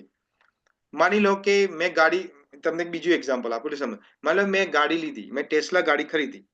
હવે મારો પર્પસ છે કે મારે ટેસ્લા ગાડી લઈને અહીંયાથી ન્યુયોર્ક જવું છે, ડ્રાઈવ કરીને. કોલંબસ થી ન્યુયોર્ક જવું છે મારે.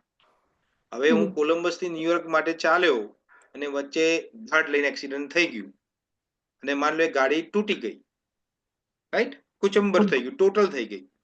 પણ હવે મારે તો ન્યુયોર્ક જવું છે, તો શું કરું? તો આપણને પેલો રેન્ટલ કંપની કે આપણો ઇન્સ્યોરન્સ હોય, એ તમને એન્ટરપ્રાઇઝ થી કે કોઈ બીજી રેન્ટલ ગાડી આપે ને, થાય ને એવું, કે આપણે આપણી જર્ની કન્ટિન્યુ કરીએ. આ ભૂતનું આવું જ છે, સિમિલર કોન્સેપ્ટ છે. માન લો કે આ બોડીની અંદર હું ભરત રહેલો છું. હવે મારે આનાથી કારણ કે મારી ઈચ્છાઓ છે, એટલે હું આ બોડીમાં આવ્યો છું. ઈચ્છા વગર તો ભગવાને મને બોડી નથી આપી. પણ ઈચ્છાઓના ડઝન્ટ મીન કે બધી ઈચ્છાઓ પૂરી જ થાય મારી. અમુક ઈચ્છાઓ પૂરી પણ ના થાય ને. ભગવાન બધી ઈચ્છાઓ પૂરી નથી કરતા. અમુક ઈચ્છાઓ ભગવાન નહીં પૂરી કરે તમારી. તો આ બોડીનો નાશ થઈ ગયો, એટલે આ બોડી ટોટલ થઈ ગઈ, એક્સિડન્ટ થઈ ગયું ને, એનો મતલબ કમ્પેરિઝન કરીએ તો. પણ હવે મારે તો મારી ઘણી બધી ઈચ્છાઓ પૂરી કરવી છે, તો શું કરું? તો ભગવાન એક બીજી બોડી આપે છે, એ પ્રેત યોનિમાં જાય છે. તો પ્રેત યોનિમાં બોડીની અંદર તમારા જોડે અમુક એવી સર્ટેન અમુક એવું કન્ડિશનલી પાવર, એક કન્ડિશન પાવર આપવામાં આવે છે. જેમ તમે એન્ટરપ્રાઇઝની ગાડી લીધી, તમે ચલાવો છો ગાડી, રાઈટ. ગાડીના માલિક તમે નથી, પણ જ્યાં સુધી તમારા પોઝેશનમાં ગાડી છે, ત્યાં સુધી તો તમારે ટેક કેર કરવાની છે ને, બરોબર? સાચું? ગાડી તમારા નામે નથી, રાઈટ ને? તો સિમિલરલી ભૂત જે વસ્તુ જેને આપણે કહીએ છીએ, એને પ્રેત યોની, જે કે એ બધી યોની, આપણે એકચ્યુઅલી સંસ્કૃતમાં જીવાત્માને ભૂત કહેવાય છે. પણ જેને આપણે ભૂત ગુજરાતીમાં કહીએ છીએ, એને પ્રેતાત્મા કહેવાય છે. પ્રેતાત્માની જુદી જુદી કેટેગરી છે, એમાં આપણે જવું નથી. તો પ્રેત સમજીએ, પ્રેત ન સમજીએ, તો એનું આ બોડી નથી. આ જે ભરત નામનું બોડી જે સટલ છે, એ નથી. એની સટલ બોડી, સૂક્ષ્મ બોડી છે, આત્મા તરીકે છે. તો એ કયા તરીકે? વાયુ તરીકે. એનામાં જેમ આપણે પાંચ તત્વોથી બનેલા છીએ. કયા 5 તત્વો છે? અગ્નિ, વાયુ, પૃથ્વી, જળ, જલ, અગ્નિ, વાયુ, આકાશ. આકાશ. હા, તો જે ભૂત જે છે, પ્રેતાત્મા જેને કહીએ છીએ, એમાં 2 તત્વ નથી. કયા તત્વ નથી 2? તો એક છે પૃથ્વી તત્વ. પૃથ્વી તત્વ એનામાં નથી. બરાબર. એનામાં કયું તત્વ રહેલું છે? તેમાં 3 તત્વ રહેલા છે. એમાં જલ તત્વ પણ નથી. એમાં 3 તત્વ છે. કયા તત્વ છે? તો એક છે વાયુ તત્વ. વાયુ તત્વની કારણે ગતિ કરે છે હવામાં.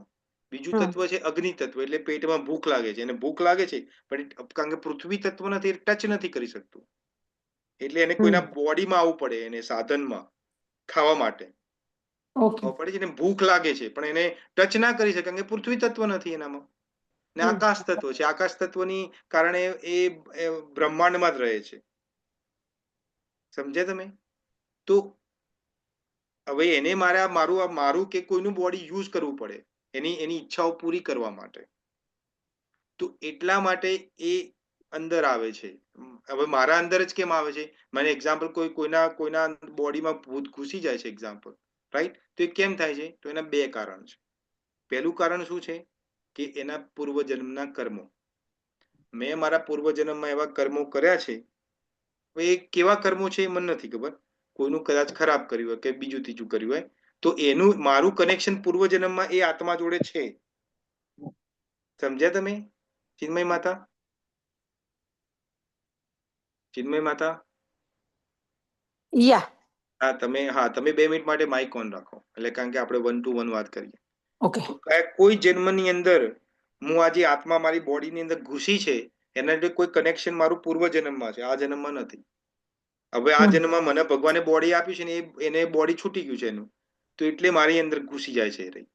કારણ કે પૂર્વજન્મમાં મેં કશું કરીને એનો બગાડીને આવ્યો છું. એટલે અત્યારે નથી આપણે કહેતા કે આપણા કર્મો સારા રાખવા જોઈએ. માતા, આ હજુ કોમ્પ્લિકેટેડ છે કે હજુ તમને હવે થોડું ક્લિયર થયું? હજુ કમ્પ્લીટ નથી ક્લિયર? કમ્પ્લીટ તો નથી જ, બીકોઝ મેં તો પહેલી વાર જ આવું સાંભળ્યું, એટલા માટે. હા, કારણ કે આ તત્વની વાત છે. જ્ઞાન આ તમે તત્વને સમજી જશો તો મૂળ વસ્તુ, જેમ 1 થી 10, 1 2 3 4 5 6 7 8 9 અને 0, આ આટલા તમે સમજી જાઓ, આટલું તમને આવડે, તો પછી 1 થી 100 પણ તમને આવડે, 1 થી 1000 પણ આવડે, મિલિયન ટ્રિલિયન્સ પણ ગણતા આવડે, અને બધા જ ગણિતના બધા દાખલાઓ આવડે. સાચી વાત? મેઇન વસ્તુ છે તત્વ. તત્વ કઈ વસ્તુ છે? સત અને અસત. તો સત વસ્તુ છે એ જીવાત્મા છે. જીવ એટલે આત્મા. આપણે આત્મા છે, સત્ય છે. અને બીજી બધી, જેને ઇંગ્લિશમાં મેટર કહેવાય, જડ તત્વને, જડ વસ્તુને મેટર કહેવાય ઇંગ્લિશમાં. એક છે એક્ટિવ તત્વ, એક્ટિવ વસ્તુ, જેને ચેતન છે, જે આપણી આત્મા છે, આત્માના કારણે ચેતના છે. અને બીજી બધી વસ્તુ છે જડ તત્વ છે. તો એ તમે જ્યારે એ સમજી જશો, અને પછી તમે તમારી બુદ્ધિ કે તમારા અનુભવને તમારે રોજ વાપરો. રોજ સવારે ઉઠો ને તો જુઓ તમે કે આ ગેસ ચાલુ થાય છે, તો આ જડ છે કે ચેતન છે? જડ છે કે એક્ટિવ છે, ચેતન છે? તો આ તો જડ છે. એ તમે જ્યારે તમારા અંદર ઘૂસી જશે, જેમ ખબર છે, મને યાદ છે, હું નાનો હતો ત્યારે મારી મમ્મી શું કરતી હતી, સ્લેટ લઈને મને એકડ એક ભણાવે, એમાં એકડો દોરે ને પછી મને કહે ગૂંઠ ગૂંઠ કરે એની અંદર. મને યાદ છે, એવું કરતો હતો હું. પછી એકડો આવડી જાય, પછી મમ્મી બગડ 2 લખાવે, પછી તગડ 3, એમ કરીને 1 થી 10 આવડી ગયા. તો તમારે પણ આ જ પ્રેક્ટિસ કરવાની છે કે હું આત્મા છું, બીજી બધી વસ્તુ આ જે દેખાય છે બધી, એ બધી જડ વસ્તુ છે, એ બધી ટેમ્પરરી વસ્તુ છું, હું પરમેનન્ટ છું. આ બોડી પણ ટેમ્પરરી છે. નહીં તો તમારા નાનપણનો ફોટો દેખ્યો છે તમે? કદાચ દેખજો, તમારી જોડે આલ્બમ હશે ને ત્યારે જોજો નાનપણનો ફોટો અને અત્યારના ફોટો દેખો, તો એવું કઈ વસ્તુ કે પરિવર્તન થાય છે. એ નાના હતા ને અત્યારે કેમ એવું બોડી જુદું છે, બધું જુદું, તમારા એક્સપ્રેશન જુદા છે, બધું જુદું છે. તો એ તો બોડી પરિવર્તન થઈ રહી છે ને, એઝ આત્માથી તો તમે પરિવર્તન નથી થયા. પણ એ થોડું સમજવું એટલે ડિફિકલ્ટ છે, કારણ કે આ પ્રેક્ટિકલ લાઈફના અનુભવો નથી આપણા. આપણે પ્રેક્ટિકલી આ પ્લેસ નથી કરતા, એટલા માટે. હજુ પણ આપણે આગળ વાત કરીશું ચિન્મય માતા, એટલે ચિંતા ના કરો. We will talk about this in detail. પણ હોપફુલી થોડું તમને 5% થોડું તમને હવે, તમે એમાં ના અટકી જાઓ કે આ બોડીની અંદર 100 આત્મા કઈ રીતે ઘૂસી જાય, એ ખબર ના પડી, એ નહીં ખબર પડે. એટલે એમાં તમે એમાં અટકાઈ ના રહો. તમે એટલું અટકાઈ રહો કે આત્મા છે તો આત્માને કેરિયર જોઈએ છે એની ઈચ્છાઓ પૂરી કરવા માટે, એટલે ભગવાન આપણને જુદા જુદા શરીર આપે છે. આ ભગવદ્ ગીતામાં જ કે છે કે જે વ્યક્તિ ઊંઘ કરતો હોય આખો દિવસ 24/7 24 કલાકમાંથી માન લો 20 કલાક ઊંઘતો હોય કે 18 કલાક 15 કલાક, તો આવતા જન્મમાં એને કયું આવશે બોડી નું તૈયાર કરેલું છે? કુંભકર્ણ. કુંભકર્ણ તો રાક્ષસ હતો. કદાચ એને દેડકાનું સ્વરૂપ આવે, દેડકો 6 મહિના સુધી ઊંઘી રહે, દેડકો બનશે આવતા જન્મમાં, કારણ કે એને ઊંઘવામાં પ્રીતિ છે. યોની બદલી જશે. હા, કોઈને ખાવામાં બહુ ભચડ કરવામાં બહુ મજા હોય તો આવતા જન્મ એને હાથીનું રૂપ આપે, કારણ કે હાથી તો મન ખાય દિવસનું. ચિન્મય માતા, એવી તમારી વૃત્તિ એમ. હા, તો તમારે હવે મને એક વસ્તુ કહો, આ તમને સમજવાની વાત છે. નાનું છોકરું, તમે જન્મેલું છોકરું જોયું છે? જન્મેલા છોકરું તમારા આપણા બધાના ઘરમાં નાના છોકરા પેદા થયેલા જ હશે, રાઈટ? એને કઈ રીતે ખબર પડે કે દૂધ ક્યાંથી પીવાનું છે? એને તો કોઈ પ્રેક્ટિસ નથી, એને તો કોઈ જ્ઞાન નથી, કશું. તો એને કઈ રીતે ખબર પડે કે દૂધ અહીંયાથી પીવાનું છે? કે પૂર્વ જન્મમાં બધું કરીને આવ્યો છે એટલે. બરાબર. સમજ્યા? હા, તો કર્મ પૂર્વ જન્મમાં કરી એટલે એને પ્રેક્ટિસ છે વસ્તુની. સિમિલરલી આપણે પૂર્વ જન્મમાં બધા કર્મો કરીને આવ્યા છે એટલે આપણે બધામાં પ્રીતિ છે. આપણને સમા પ્રીતિ છે? લોકોનું ખરાબ સાંભળવું, લોકોનું ખરાબ બોલવું, કારણ કે આપણે પૂર્વ જન્મમાં આ બધું જ કરીને આવ્યા છે એટલે જ આ બધી આપણી પરિસ્થિતિ.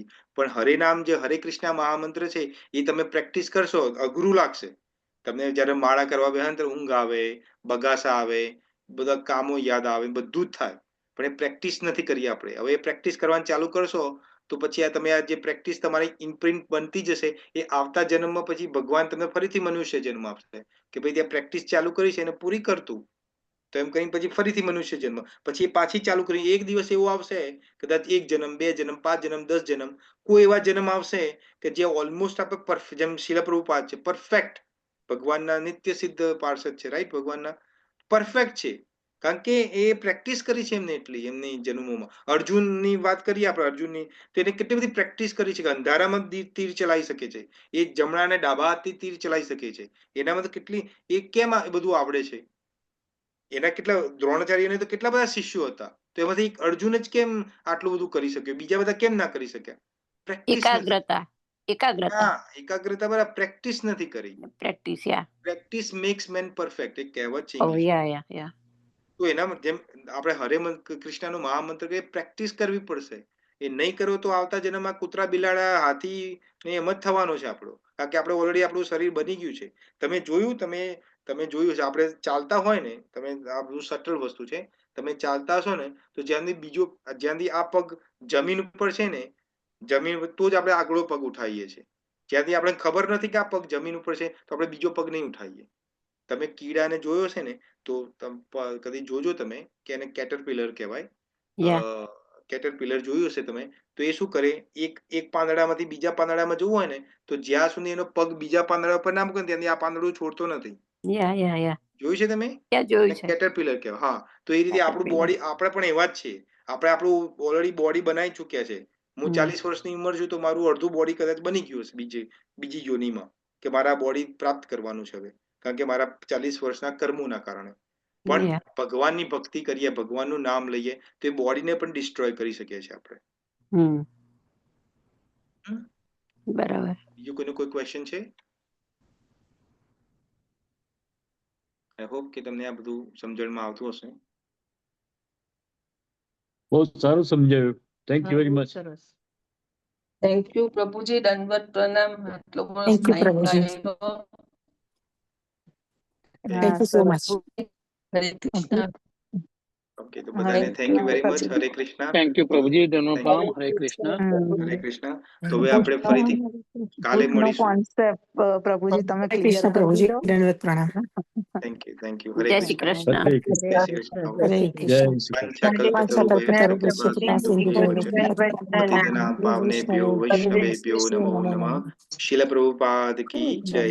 Bhagavad Gita as it is की जय. वैष्णवों की जय. हरे कृष्ण जी. હરે કૃષ્ણ. હરે કૃષ્ણ પ્રભુજી. हरे कृष्ण.